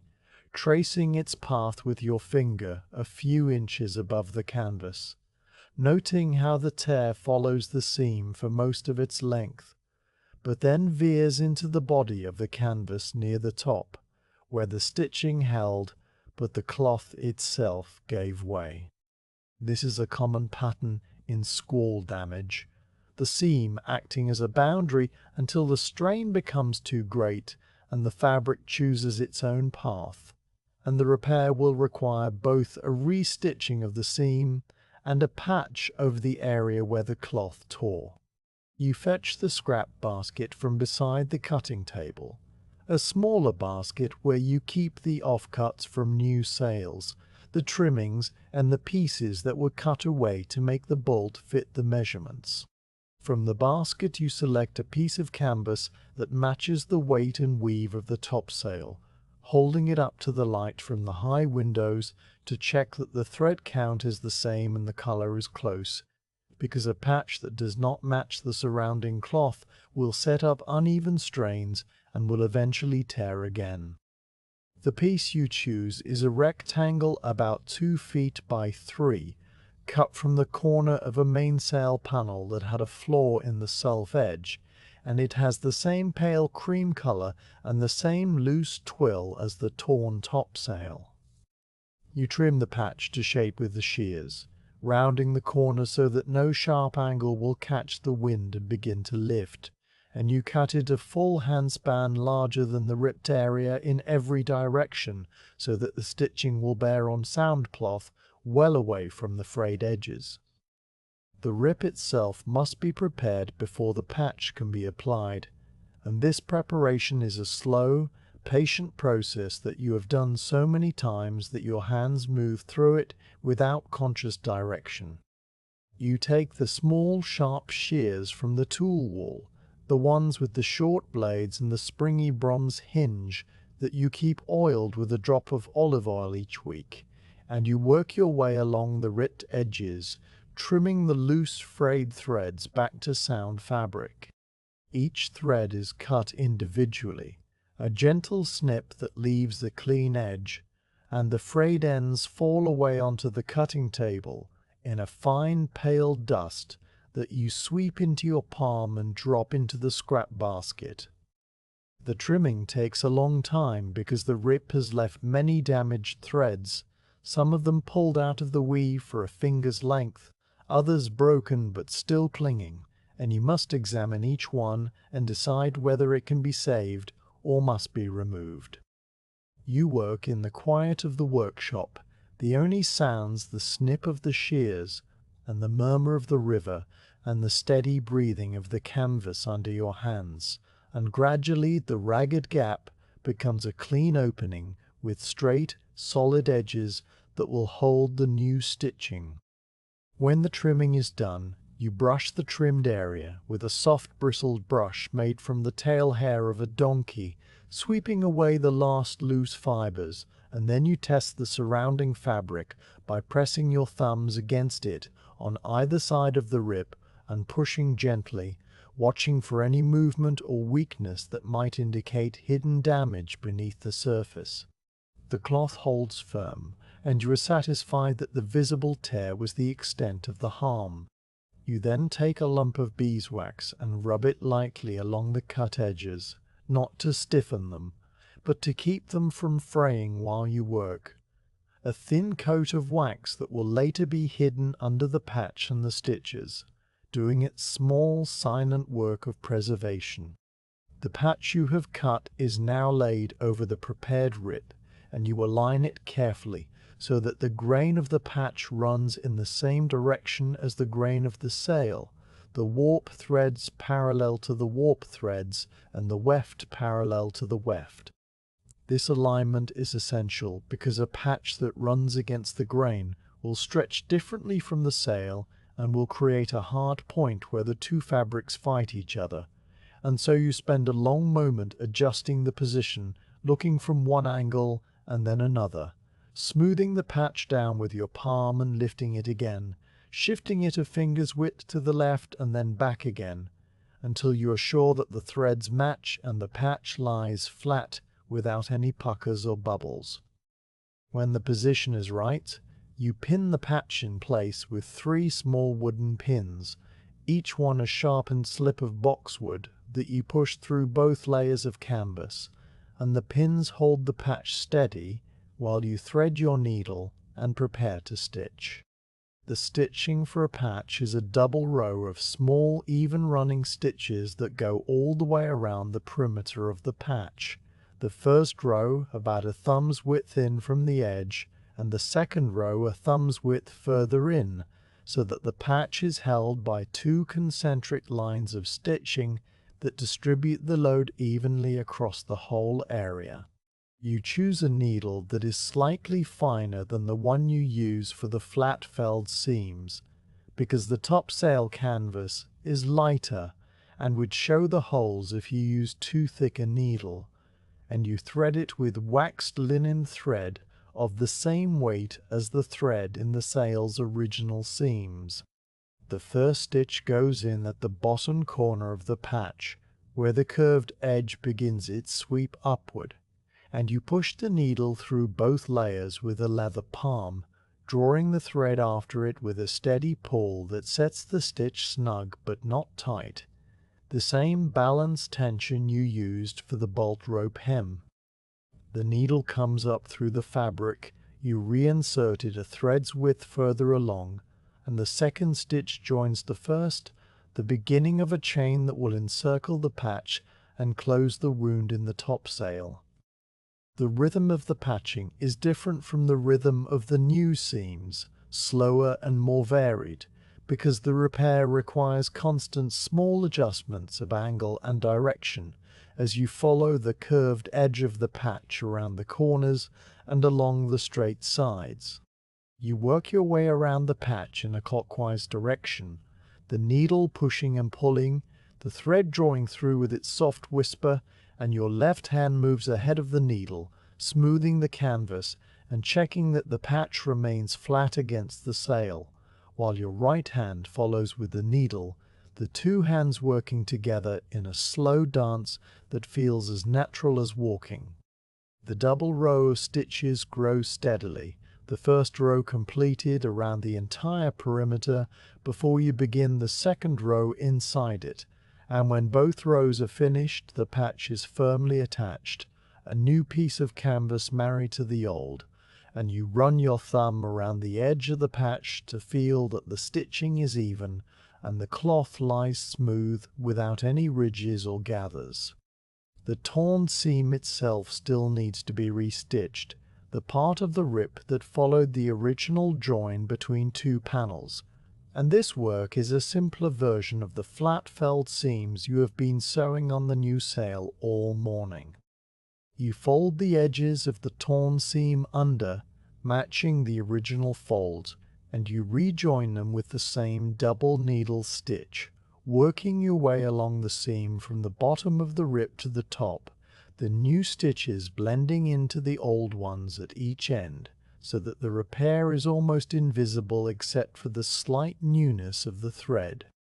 The restitched seam and the patch together make a strong, flexible mend that will hold through many more squalls and many more miles of the sea road between Alexandria and Portus. And when you have finished, you spread the topsail out flat on the cutting table and step back to look at the whole expanse. The pale cream fabric with its faint salt stains and its subtle variations of color from sun and spray, now made whole again. You fold the topsail carefully, matching the original fold lines that are still visible as faint creases in the cloth, and you set it aside on the end of the cutting table where the finished repairs wait to be collected. Then you walk back to the repair basket and look at what remains inside: a staysail with chafe damage along the foot, a small triangular jib with a torn plew, a section of mainsail that needs a new bolt rope along the head, and you choose the staysail, lifting it out and carrying it to the table, spreading it flat and beginning the same slow process of inspection and trimming and patching, your hands moving through the familiar sequence while the afternoon light shifts across the works floor and the sounds of the wharves drift into the duothetoip. The work of mending is slower than the work of new making because each old sail has its own history of wear and strain written into the cloth, and you must read that history before you can add your own stitches to it. A quiet conversation between the sailmaker and the sail that has been going on for as long as there have been ships and canvas and needles and thread, and you settle into the pace of it with the same calm patience you bring to every task in the workshop, knowing that the afternoon will stretch long and steady and there is no need to hurry. The panels are finished, or as finished as any single piece of a sail can be, before it is joined to its neighbors, and they lie stacked on the cutting table in a flat pile that is heavy at one end and lighter at the other. Each panel a long trapezoid of canvas with its edges folded and its seams sewn and its bolt ropes waiting to be attached at the head and foot. There are 5 panels in all for this mainsail, because a sail at 42 feet across the head cannot be cut from a single width of cloth without wasting more fabric than the gild would permit, and so the shape has been divided into 5 vertical sections that run from head to foot, each one tapering slightly toward the top, and now the time has come to join them edge to edge into a single expanse of canvas that will cover the entire floor of the workshop. You lift the topmost panel from the stack and carry it across to the middle of the floor, where the flagstones are broadest and most even, and you lay it down flat, with the head toward the door and the foot toward the back alcove, smoothing it with your palm to chase the wrinkles toward the edges. The other sailmakers in the workshop, 2 men who have been working at the side benches on their own tasks, look up and see what you are beginning, and they set down their tools and come over to help, because the assembly of the great sail is a task that requires more than one pair of hands, not for the weight of the cloth, but for the care of the alignment, the need to keep everything square and smooth while you crawl across the canvas on hands and knees with your needle and palm. One of them, a man whose name you have known for 20 years and whose company is as comfortable as an old tunic, walks to the far end of the floor and takes up a position near the back alcove, ready to receive the panels as you bring them across. The other, a younger sailmaker who is still learning the heavier work, clears the space between the cutting table and the floor, moving the stools and the scrap baskets and the water basin out of the way so that the full rectangle of open flagstone is available. You do not speak much during these preparations, because the work itself communicates what is needed, and the three of you move around each other with the easy choreography of men who have shared this floor many times before. You return to the cutting table and lift the second panel, carrying it across to the floor and laying it beside the first edge to edge. The selvage edges are lined so that the two pieces of canvas touch along their full length. The seam that will join them is the central seam of the sail, the one that will run straight down the middle from the head to the foot, and because it is the center, it must be absolutely true, a line as straight as a plumb line dropped from the rafters, and so you spend a long time adjusting the position of the second panel, nudging it with your fingers, stepping back to sight along the join, coming forward again to shift it a hair to the left or the right, until the two panels lie in perfect alignment with each other and with the stone floor beneath them. When you are satisfied, the older sailmaker reaches into the pocket of his tunic and brings out 4 smooth stones, river stones that have been worn into flat ovals by centuries of tumbling in the Tiber,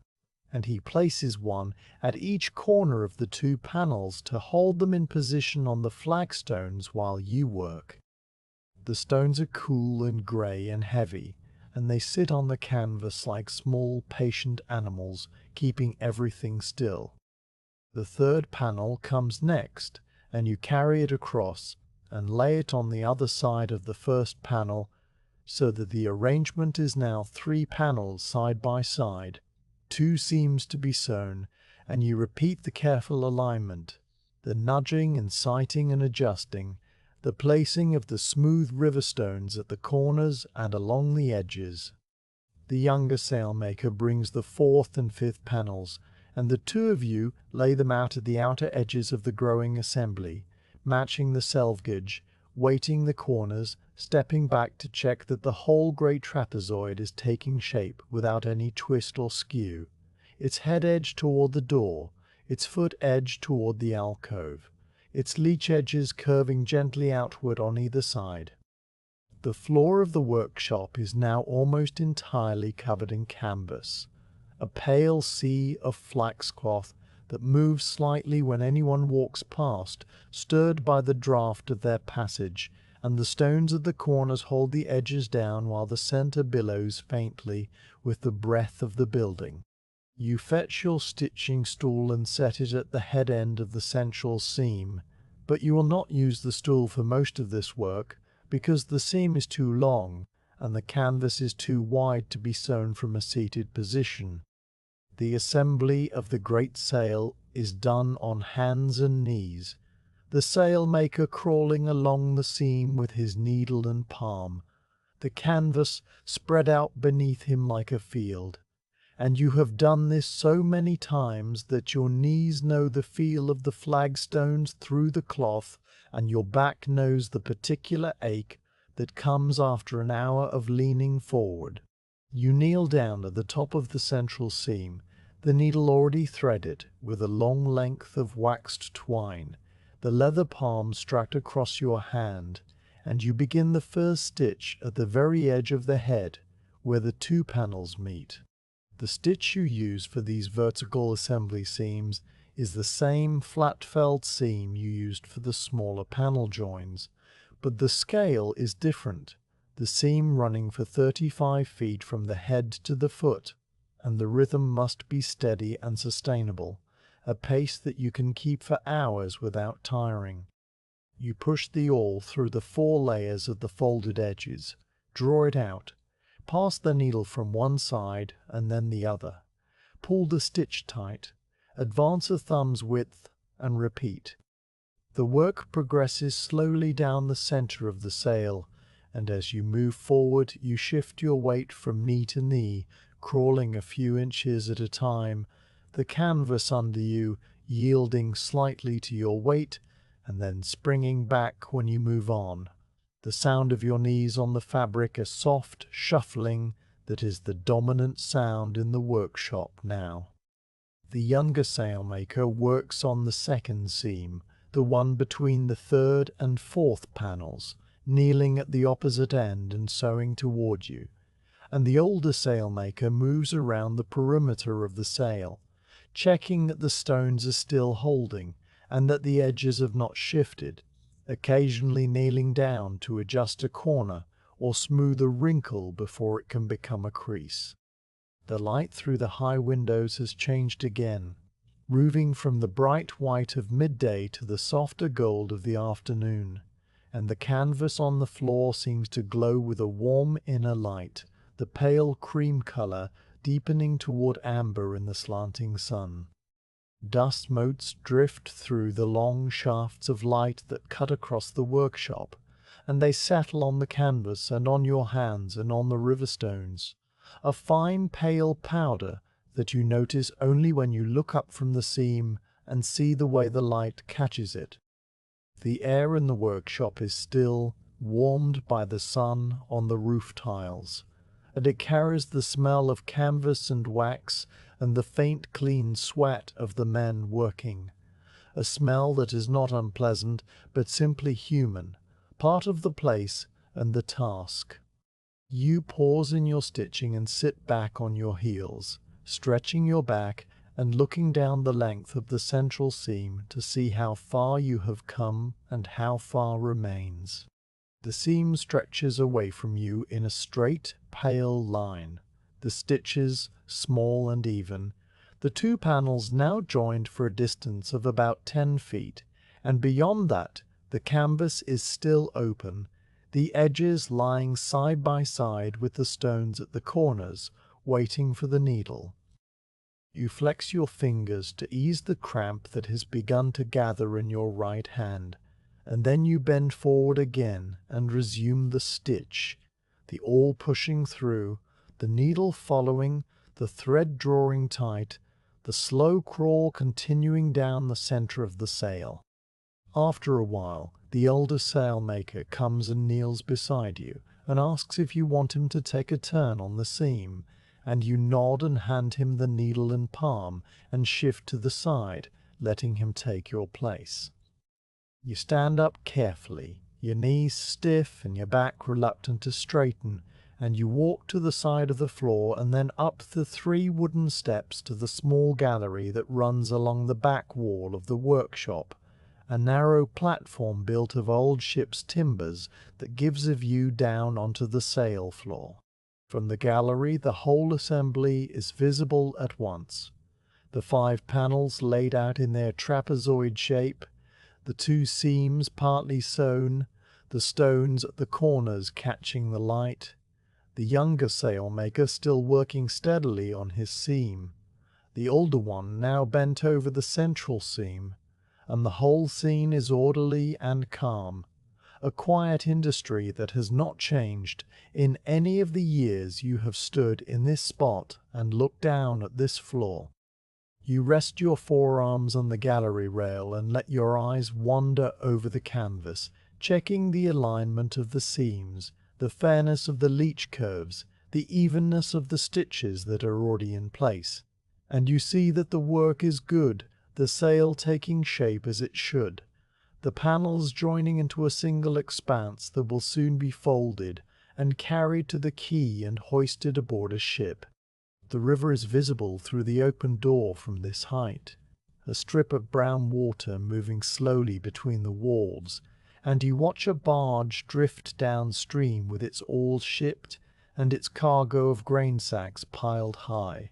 the steersman leaning on his tiller, the afternoon sun warm on his shoulders. The sight of the river and the barge and the long, low warehouses on the far bank is as familiar to you as the sight of your own hands, and you stand there for a while, letting the stillness of the gallery settle into you after the long crawl along the seam. When your back has loosened and your knees have stopped complaining. You walk back down the steps and cross the floor to where the younger sailmaker is working, and you kneel beside him and watch his stitching for a moment, checking that his tension is even and his folds are straight. You offer a quiet word about the way he is holding his awl, a small adjustment of the angle that will make the hole cleaner and the stitch tighter, and he nods and tries it, and you see the improvement immediately, and you leave him to continue while you return to the cutting table to prepare more thread for the remaining seams. The afternoon stretches on, the sun moving across the sky, the shadows of the high windows creeping across the canvas on the floor, and the three of you work on in the comfortable quiet of the workshop, joining the panels one stitch at a time, the great sail growing under your hands. The rigger arrives in the quiet part of the afternoon, when the sun has begun its slow slide toward the geniculum, and the shadows of the high windows have stretched across the canvas on the floor like long grey fingers. You hear his footsteps before you see him, the distinct sound of hobnailed sandals on the stone path outside. A deliberate, heavy tread that belongs to a man who spends his days climbing masts and walking yardarms and has no use for lightness of step. He appears in the doorway as a dark silhouette against the bright river light, a tall man with broad shoulders and a leather cap pulled low over his forehead, and he carries a rolled papyrus in one hand and a coil of measuring cord over his other arm. You look up from the seam you are inspecting on the floor and raise a hand in greeting, and he steps inside, his eyes adjusting to the dimness of the workshop after the glare of the wharf. His name is Marcus, and he has been the chief rigger for the Alexandrian grain fleet for as long as you have been a sailmaker, a man whose knowledge of spars and cordage and the set of a sail on a yard is as deep and practical as your own knowledge of canvas and stitch. He walks across the floor with the rolling gait of a man more accustomed to a deck than to dry land, and he steps carefully around the edges of the assembled sail, looking down at the expanse of pale canvas with the appraising eye of someone who will soon be responsible for bending this same cloth to a yard 200 miles away. You meet him at the edge of the cutting table, and he unrolls the papyrus, spreading it flat on the wood, and you see that it is a detailed drawing of the ship's mast and yard, with measurements written in a small, neat hand. The ship, he tells you, is the Isis, a grain carrier of 250 tons that has just been careened and refitted at the naval yard in Portus, and her old mainsail was so worn that the captain ordered a new one rather than attempt another season of patching. The yard is a single piece of silver fir from the forests of Corsica, 80 Roman feet from tip to tip, and it tapers from a thick center section where it sits against the mast to slender ends where the lifts and braces are attached. The mast is of the same wood, a great column of fir that rises 60 feet above the deck and is stepped into a massive timber keelson that runs the length of the ship's bottom. The measurements Marcus has brought are the precise dimensions of this yard, the exact circumference at the center and at the quarters and at the tips, the length of the tapered sections, the position of the masthead block, the distance from the yard to the deck, and the angle at which the yard sits when it is hoisted, all of these numbers written in black ink on the papyrus in the rigger's careful, practical script. You listen to him describe the yard, nodding occasionally, and as he speaks you translate his measurements into the language of canvas, because a sail that is cut to a drawing must be adjusted to the reality of the wood it will hang from. The yard is not a perfect cylinder. It has a slight curve upward at the ends, a spring that the shipwrights built into it so that it would not sag under load, and this curve means that the head of the sail must be cut with a matching hollow so that the canvas will lie flat against the wood without puckering. The amount of hollow is a matter of experience rather than calculation, a feel for how much the canvas will stretch and how much the yard will bend, and you discuss this with Marcus in short, quiet sentences. The two of you leaning over the papyrus and tracing the curve of the yard with your fingers, adjusting the lines slightly, agreeing on a hollow of 3 fingers for the center section and 2 fingers for the outer thirds. The mast itself affects the shape of the sail in a different way because the belly of the canvas must have enough fullness to catch the wind, but not so much that it pulls the ship off course when the breeze freshens, and the amount of belly is determined by the cut of the leeches and the way the seams are shaped. Marcus gives you the distance from the mast to the point where the sheet block is attached to the deck, and from this you calculate the angle at which the foot of the sail will be pulled, the tension that will run through the bolt rope and into the canvas. The calculation is not arithmetic in the formal sense. It is a judgment made by eye and by feel, an understanding of how the wind fills a trapezoid of canvas and how the strain distributes along the seams. And you work through it slowly, adjusting the measurements you had marked on the sail earlier, making small notes on a scrap of papyrus with a piece of charcoal. The rigger also brings the exact measurements for the attachment points, the positions along the head of the sail where the earrings will be lashed to the yard arms, and the positions along the foot where the sheets will be made fast to the clews, and these numbers you write down carefully on your scrap of papyrus, checking them against the sail on the floor, walking to the head of the canvas and counting off the distance sill on the floor, walking to the head of the canvas and counting off the distances with your wooden rule, making small adjustments to the charcoal marks you had set earlier. The earrings must be positioned so that they pull the sail out along the yard without stretching the head unevenly, and the clews must be placed so that the foot of the sail sets at the correct angle when the sheet is hauled tight, and both of these positions depend on the exact dimensions of the yard and the deck layout of the Isis, dimensions that Marcus knows from having measured them himself with his knotted cord and his folding rule. When you have finished transcribing the measurements and adjusting the marks, Marcus rolls up his papyrus and tucks it back under his arm, but he does not leave immediately. He walks along the edge of the sail on the floor, stepping slowly, his eyes travelling over the seams and the bolt ropes and the reef bands, and he nods once or twice, a small gesture of approval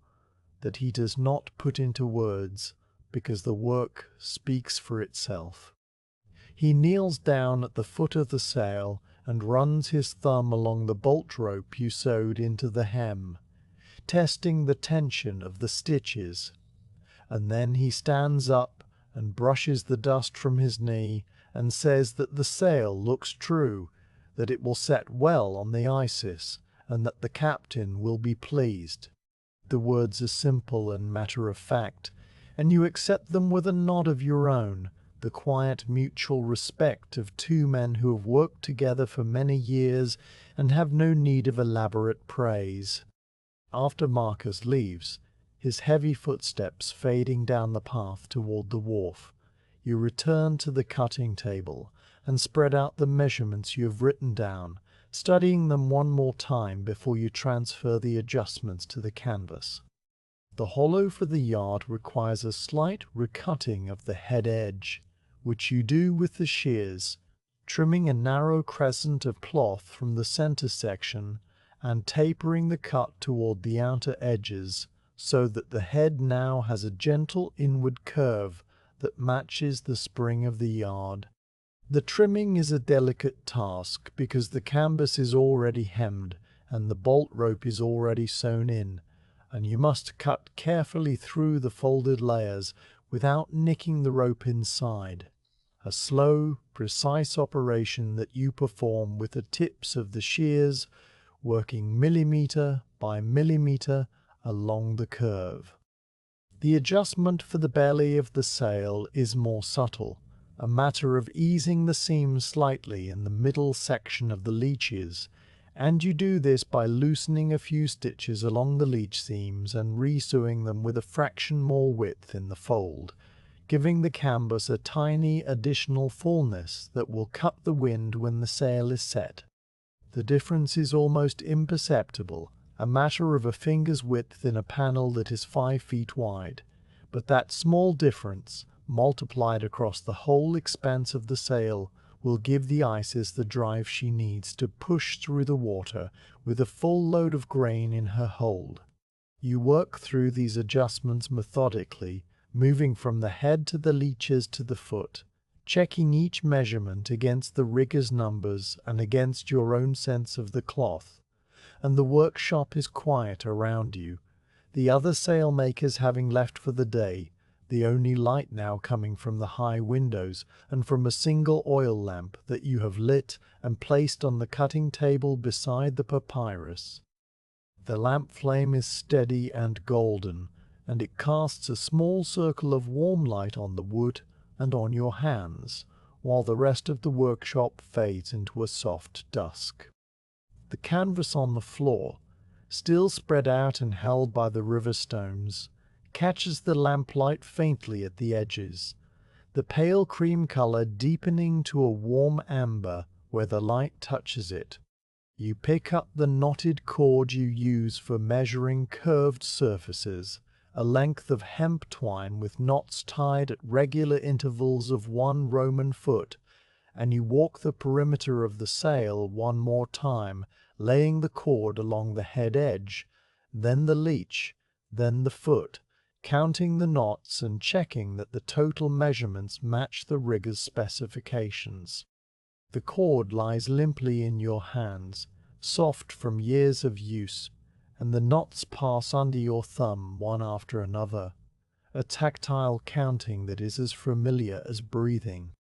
The numbers match, the adjustments are correct, and you coil the cord and hang it on its peg on the tool wall, the last act of measurement before the sail is finished. The lamp flickers slightly as a draught from the doorway stirs the air, and you cup your hand around the flame to steady it, the heat of the lamp warm in your palm, the smell of the olive oil faint and clean. Outside, the river sounds have softened with the approach of evening. The stevedores and the carters and the crane operators all gone to their homes in the tenements of the Transteberum, and the only sound from the wharves is the gentle slap of water against the stone quay, and the creak of the ships at their moorings as they ride the slow current. The workshop is a still pool of quiet in the middle of the city, and you stand beside the lamp for a while, looking down at the great sail on the floor, the canvas that has travelled from the Egyptian fields to your workshop and will soon travel onward to the sea, and you think about the simple tools that have shaped it, the wooden rule and the knotted cord and the charcoal and the awl, the patient translation of a ship's timber into the dimensions of cloth. The afternoon has grown tired and is leaning toward evening by the time the last of the assembly stitches is set, and the great sail lies whole upon the floor, its 5 panels now one seamless expanse of pale canvas held at the corners by the smooth river stones. The other sailmakers have gathered their tools and rinsed their hands in the water basin and gone out through the heavy door into the softening light, their footsteps fading on the stone path until the only sounds left in the workshop are the ones you make yourself. The rustle of your tunic as you move, the soft scuff of your sandals on the flagstones, the low creak of the cutting table when you lean against it to ease the weight off your feet. You stand for a while in the middle of the floor, letting the quiet settle over you, and you look down at the finished canvas with a calm, unhurried attention, the kind of looking that has no purpose beyond the simple recognition of what has been made. The sail is ready to be inspected and folded and carried to the quay, but that will happen tomorrow or the day after, whenever the captain sends his men with the handcart. For now, there is one more small task to do, a task that is not urgent, but which belongs to the rhythm of the evening, the preparation of thread for the next day's work. You walk to the tool wall, where the pegs hold their familiar shapes in the dimming light, and you lift down the bundle of new-spun linen thread that you have not yet waxed. The hanks that you spun from the flax strick earlier in the week, which have been hanging in loose loops, waiting for this quiet hour. The thread is pale and slightly rough to the touch, the raw linen fibers still carrying the faint dust of the spinning, and it smells of the flax fields, a dry, grassy smell that is almost invisible beneath the stronger odors of the workshop. You carry the bundle across to the cutting table, which you have cleared of tools and scraps and papyrus, and you lay the hanks out in a neat row, 5 loops of thread, each one about the length of your outstretched arms, the same thread that will become the stitches of the next sail, the patches of the next repair, the cringles of the next reef band. Beside the thread you place the lump of beeswax, a block the size of a small loaf, amber in color, and slightly tacky where it is warm during the day, its surface dimpled with the impressions of your fingers from earlier uses. The waxing of thread is a task that requires no concentration but rewards patience, and you settle onto the stitching stool and draw the first length of thread across your palm, checking it for any thin spots or irregularities before you begin. The thread is sound, even and strong, and you fold it once over your index finger to make a loop. Then draw the wax block along the length of the thread, with a steady, even pressure, the wax catching slightly on the rough fibers and then smoothing as your hand warms it. The sound of the wax against the thread is a soft, low shushing, a whisper that is barely louder than your own breathing, and it fills the quiet workshop with a gentle presence. You work the wax along the entire length of the thread, from the folded loop to the free ends, and then you turn the thread and wax it again from the other direction, ensuring that every fiber is coated, that no dry spot remains to swell when the thread meets the damp of the sea air and loosens the stitch. The waxed thread takes on a slightly darker color, a pale honey tone, and it becomes smoother and more supple, the fibers lying flat against each other, the roughness gone. When the first length is waxed, you set it aside on the clean end of the cutting table and pick up the second length, unfolding it from its loop and drawing it through your fingers to straighten any kinks. The thread cool and dry before the wax touches it. The process repeats. The shush of the wax, the warmth of your palm softening the block, the slow transformation of raw thread into weatherproof cordage that will hold a stitch through a winter gale. You work through the 5 lengths, one after another, the rhythm of the task settling into your body, the kind of rhythm that allows your mind to drift while your hands remain busy, and as the light outside the high windows continues to fade, you find yourself thinking about the thread itself, the long journey it has taken to reach your hands. This thread began as a flax plant in the same Egyptian fields that produced the canvas, the same black soil and the same blue flowers and the same slow retting in the brown water of the canals.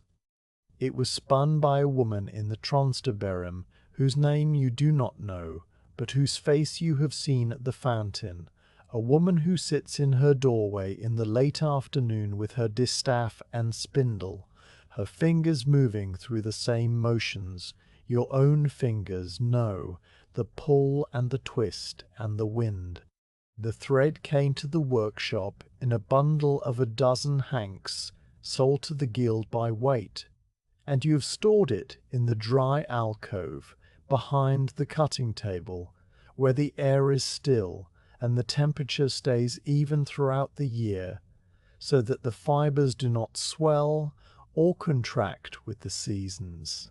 Now it is becoming something else, a waxed line ready to be drawn through canvas, and this transformation, small and quiet as it is, feels like the completion of a circle, the last step before the thread enters the body of a sail and begins its working life.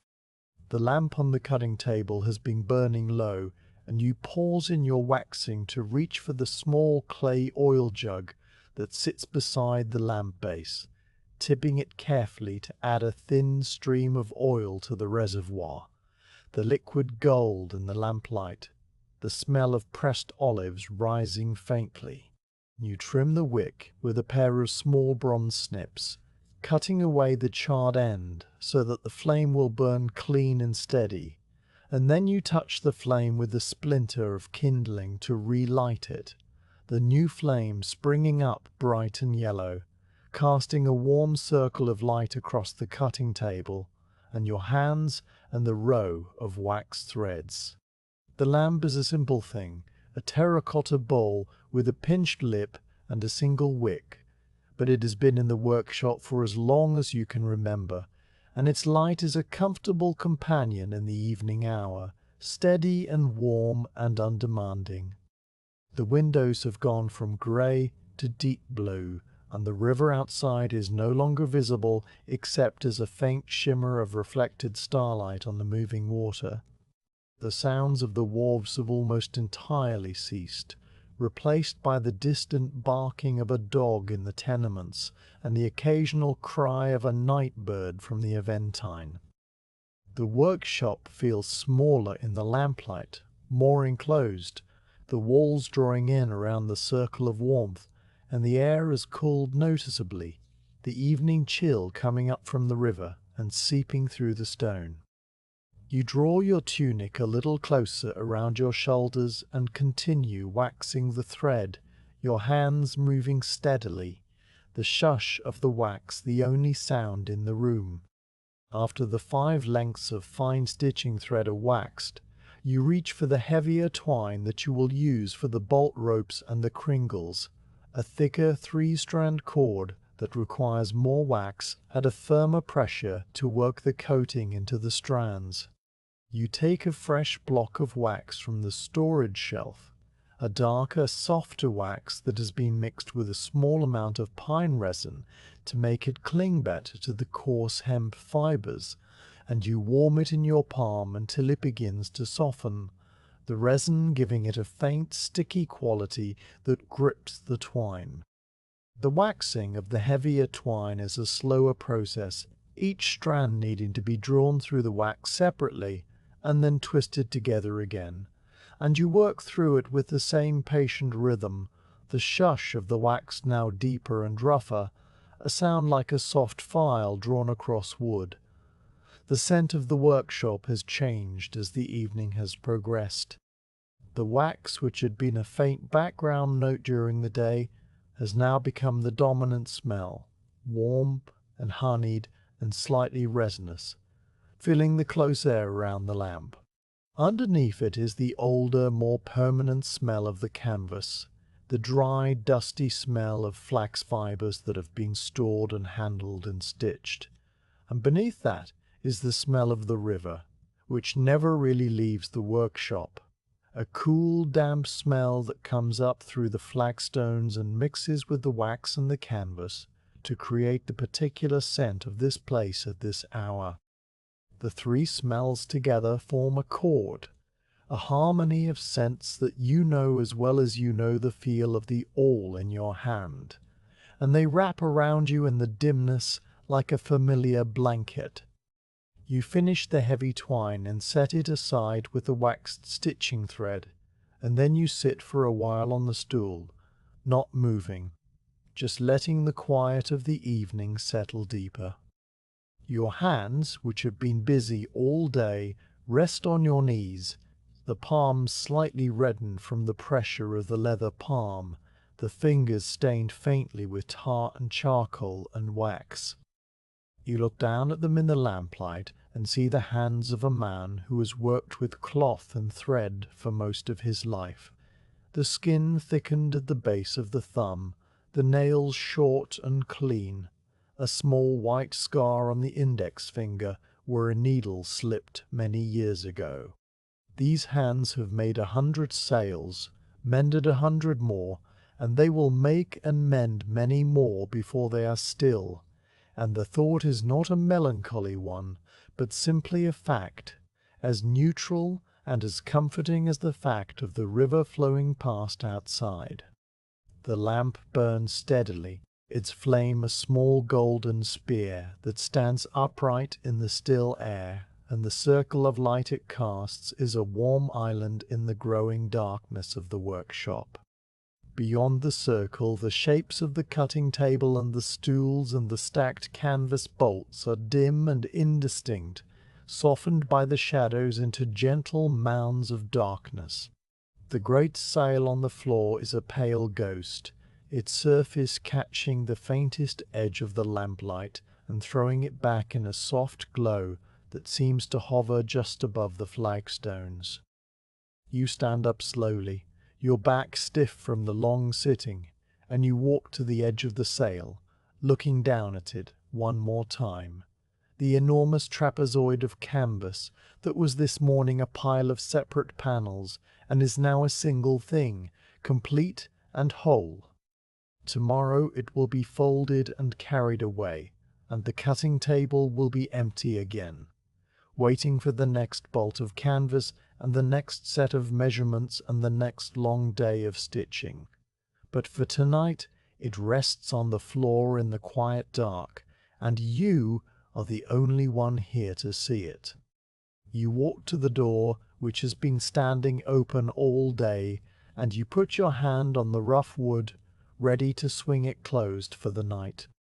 Before you do, you step outside for a moment into the cool evening air,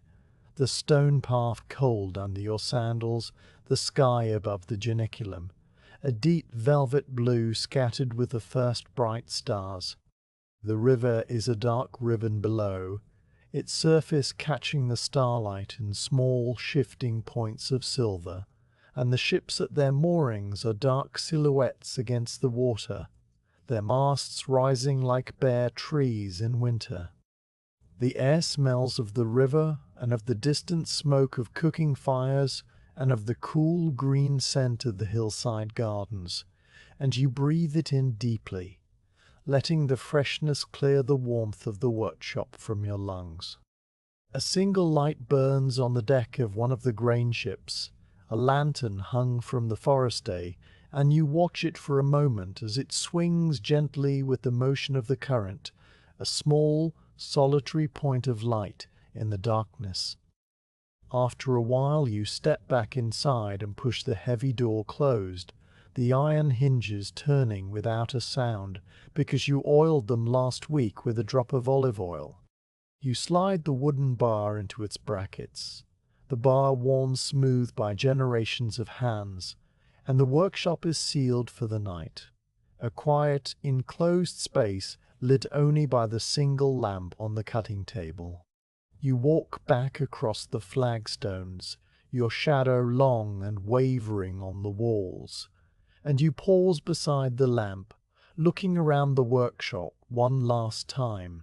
the tools on their pegs, the canvas bolts in their row, the great sail on the floor, the waxed threads coiled neatly on the table, everything in its place. You cup your hand behind the lamp flame and blow gently, and the flame leans away from your breath and then goes out, leaving a thin trail of smoke that rises straight up and vanishes into the darkness. The workshop settles into the deep quiet of the night, and you stand for a moment in the darkness, listening to the silence, feeling the cool air on your face, before you turn and make your way to the small room at the back where a simple cot waits, and the long day ends as it always does, in stillness and in rest. the morning comes grey and soft, a high overcast drifting in from the sea during the night, and muting the early light to a pale silver wash that fills the workshop without casting shadows. You eat a small breakfast of bread and olives, standing by the cutting table, brushing the crumbs from the wood with your palm, and then you walk to the heavy door and swing it open to let in the cool river air. The workshop behind you holds the great sail spread across the floor, still anchored at its corners by the smooth grey river stones, exactly as you left it last evening when you blew out the lamp and went to your cot. The canvas looks different in the grey morning light, less golden, more pale, its surface almost white where the overcast sky reflects on it through the high windows, and the charcoal marks you made 2 days ago are still faintly visible along the head and foot edges, ghost lines that will soon be hidden inside the folds. Today is the day the sail leaves the workshop, and you feel the slight shift in the air that always comes with this part of the work. Not excitement or sadness, but simply a sense of completion drawing near. A task that has moved through all its stages and is now arriving at its natural end. You walk around the sail one final time. Not to inspect it, because you inspected it thoroughly yesterday after the last stitch was set, but to say goodbye to it in the way that a sailmaker does, by letting your eyes travel over every seam and every hem and every kringle, memorizing the work as a whole before it is folded away and becomes part of a ship you will never sail on. The central seam runs straight and true from head to foot. The bolt ropes lie snug in their hems, the reef kringles are dark, hard circles spaced evenly along the bands, and the patches you set into the panels for the small thin spots you found during the marking are invisible now, hidden under their double rows of stitching. The sail is sound, as sound as any you have made, and it is ready. The other sailmakers arrive not long after you open the door, their sandals slapping softly on the damp stone path, their voices low in the morning quiet. They know that today is the folding day for the great mainsail, and they come in and stand at the edge of the canvas, looking down at it with the same appraising quiet that you brought to it moments ago. No one speaks for a while because the sight of a finished sail spread across the floor is one of the satisfactions of the work, a moment worth pausing over before the practical business of folding begins. Then the older sailmaker, whose name you have known for 20 years, and whose hands have helped you fold more sails than you can count, nods once and walks to the head of the sail, taking his position at the corner where the head and the leech meet. The younger sailmaker moves to the foot, and you stand in the center, and the folding begins. The folding of a great sail is a process as old as the workshop, a sequence of movements that has been passed down from sailmaker to sailmaker without any written instruction, and it requires at least 3 pairs of hands to do properly, because the canvas is too wide and too heavy for one man to manage alone. The first step is to remove the river stones from the corners, and you do this yourself, walking around the perimeter and lifting each stone in turn. The cool weight of it settling into your palm, the faint grit of the river still clinging to its surface. You stack the stones beside the door, where they will wait until the next sail is laid out on the floor, and then you return to your position in the center and look to the older sailmaker to begin. He bends down and takes hold of the head corner on his side, lifting it carefully and folding it inward toward the center of the sail, a fold of about 3 feet that he aligns with the central seam, using the seam as a guide to keep the fold straight. The canvas makes a low rustling sound as it bends, a sound like a large bird settling its wings, and the younger sailmaker mirrors the action at the foot, folding his corner inward by the same amount so that the two ends of the sail are now moving toward each other in a slow, symmetrical contraction. You kneel in the center and smooth the folds as they come together, pressing out any wrinkles with the flat of your hand, your palm moving in long, steady strokes that travel from the center outward to the edges, and the three of you work without speaking, the rhythm of the folding as familiar as the rhythm of the stitching. Once the ends are folded inward, the older sailmaker moves along the head edge and folds it down toward the foot in a series of broad, even panels, each fold about the width of two outstretched arms, the canvas doubling and redoubling on itself with a soft, heavy flopping sound that echoes slightly in the quiet workshop. The younger sailmaker meets him in the middle, folding the foot upward in the same way, and the sail gradually shrinks from an enormous trapezoid that covered the whole floor to a long, narrow rectangle of layered cloth, its thickness growing with each fold. You continue smoothing between the layers, your hands moving automatically, and you note without thinking about it that the canvas is still slightly cool from the night, the inner layers colder than the outer ones, a small detail that registers and passes. When the sail has been folded into a strip about 6 feet wide and 35 feet long, the older sailmaker stops and straightens up, pressing his hands against his lower back, and the three of you pause for a moment, looking at the long folded strip that now lies in the center of the floor. The next stage is the cross-folding, the folding of the long strip into a compact stack that can be carried on a handcart and hoisted aboard a ship. And this stage requires the most care, because a sail that is folded unevenly will develop creases that set into the cloth and weaken it over time. You take the lead for the cross-folding, positioning yourself at one end of the strip while the other two men position themselves along its length, and you fold the end over in a panel of about 4 feet, pressing the fold down hard with both hands, leaning your weight into it so that the canvas lies flat and the layers are even.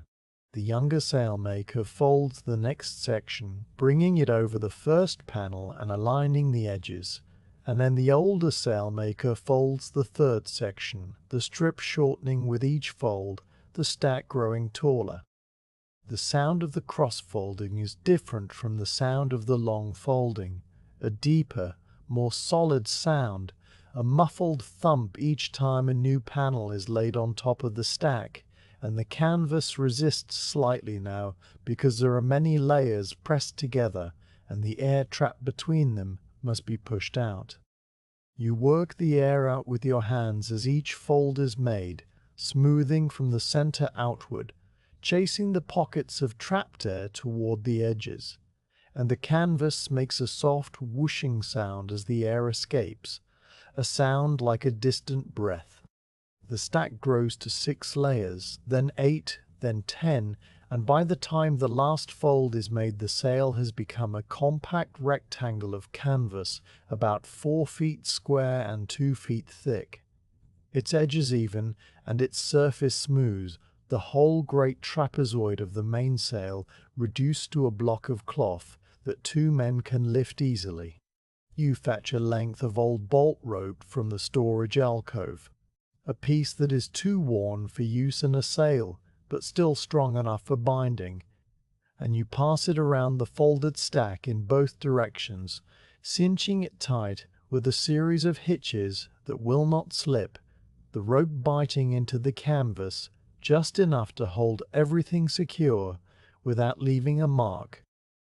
The older sailmaker helps you tie the final hitch, his fingers working the knot with the same easy skill that he brings to every task. And then the two of you step back, and the sail is ready to be moved.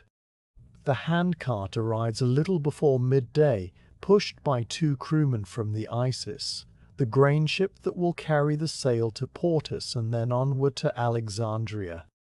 The crewmen are young and sturdy, their arms brown from the sea sun, their tunics faded and patched, and they greet you with the respectful nod that sailors give to the craftsmen who make the things they depend on. You show them the folded sail on the floor, and they bend down and lift it between them, one on each side, their hands gripping the binding ropes, their knees bending under the weight, which is considerable, the dense stack of canvas and bolt rope and twine weighing more than a man. They carry the sail out through the open door and set it down on the wooden bed of the handcart, positioning it in the center so that the weight is balanced over the axle, and then they lash it in place with 2 lengths of rope, pulling the lashings tight and checking that the stack does not shift when they rock the cart. You stand in the doorway and watch them, and when the sail is secured you step forward and run your hand one last time over the folded canvas, feeling the familiar texture of the cloth, the slight roughness of the weave, the coolness of the inner layers. Then you nod to the crewmen, and they take up the handles of the cart and begin to push it down the stone path toward the river, the iron-rimmed wheels grinding against the basalt with a low rumble that you have heard 1,000 times before. You walk behind the cart at a slow, easy pace, matching the speed of the crewmen, your sandals scuffing on the path, and the 3 of you make your way down toward the quay, where the Isis is moored. The path slopes gently downward from the workshop to the river, winding between the long warehouses of the Emporium, and the handcart rattles over the uneven stones, the folded sail bouncing slightly on its bed of planks. The overcast sky has begun to thin, and patches of pale blue show through the grey, the light growing brighter as the morning advances, the river ahead glinting with a silver sheen where the sun breaks through. The smells of the wharf grow stronger as you approach, the wet wood of the pilings, the salt of the sea water that intrudes up the river with the tide, the faint sharpness of the tar that the shipwrights use to caulk the hulls, and underneath it all the ever-present smell of grain, the dusty, sweet smell of wheat and barley that permeates the whole Emporium and has done so for centuries. The Isis is a large ship, 250 tons of burden, her hull painted a dark red above the waterline and black below, her mast stepped amidships and her yard lowered onto the deck in preparation for the new sail. She sits low in the water because her holds are already partly loaded with grain sacks, and her deck is busy with crewmen coiling ropes and stowing gear and calling to each other in the easy, unhurried way of men who are in port and have no immediate need to hurry. The captain stands on the quay beside the gangplank, a solid man with a grey beard and a deep-water squint, and he nods to you as the handcart approaches, his eyes moving to the folded sail with a look of quiet satisfaction. He has been waiting for this sail for 2 weeks, ever since he placed the order, and now it is here, and his ship will be complete. The crewmen stop the cart at the foot of the gangplank and untie the lashings, and then they lift the folded sail between them and carry it up the narrow wooden plank, their feet careful on the cleats that are nailed across it for grip. You follow them up the gangplank and onto the deck of the Isis, the timbers solid under your feet, the ship moving very slightly with the river current, a gentle, almost imperceptible sway that is different from the stillness of the workshop, but not unpleasant. The crewmen set the sail down on the deck near the mast, where it will be bent to the yard later in the day, and the captain comes aboard and stands beside you, looking down at the folded canvas. He asks if you want to stay and see the sail bent, but you shake your head, because your part of the work is done, and the bending of the sail to the yard is the rigger's task, not the sailmaker's. You have seen sails bent 100 times, the canvas unfurling along the yard, the earrings made fast, the sheet run through the blocks, and you do not need to see it again. What you wanted was to see the sail carried to the ship and brought aboard, to walk it from the workshop to the quay and watch it leave your hands for the last time, and that is now done. You thank the captain and wish him a good voyage, and he nods and clasps your forearm in the way of men who work different parts of the same trade, and then you walk back down the gangplank and onto the stone quay. The afternoon has grown brighter, the overcast breaking up into scattered clouds that drift eastward toward the hills, and the sun is warm on your shoulders as you turn away from the Isis and begin the walk back up the path toward the workshop. You do not look back, because there is no need to, and because the work of the workshop waits for you there. The repair basket with its torn sails, the bolts of canvas for the next order, the spools of thread, and the awls and the palms and the wax, all the small necessary things that will fill the next day and the day after that. The path rises gently between the warehouses, and you walk it slowly, letting the sun warm your back, and when you reach the workshop door you pause and look up at the sky, which is now a pale, clean blue with a few high clouds moving slowly toward the sea. The evening star will show later above the dark bulk of the Aventine Hill, and you will see it as you always do when you step outside to close the door for the night.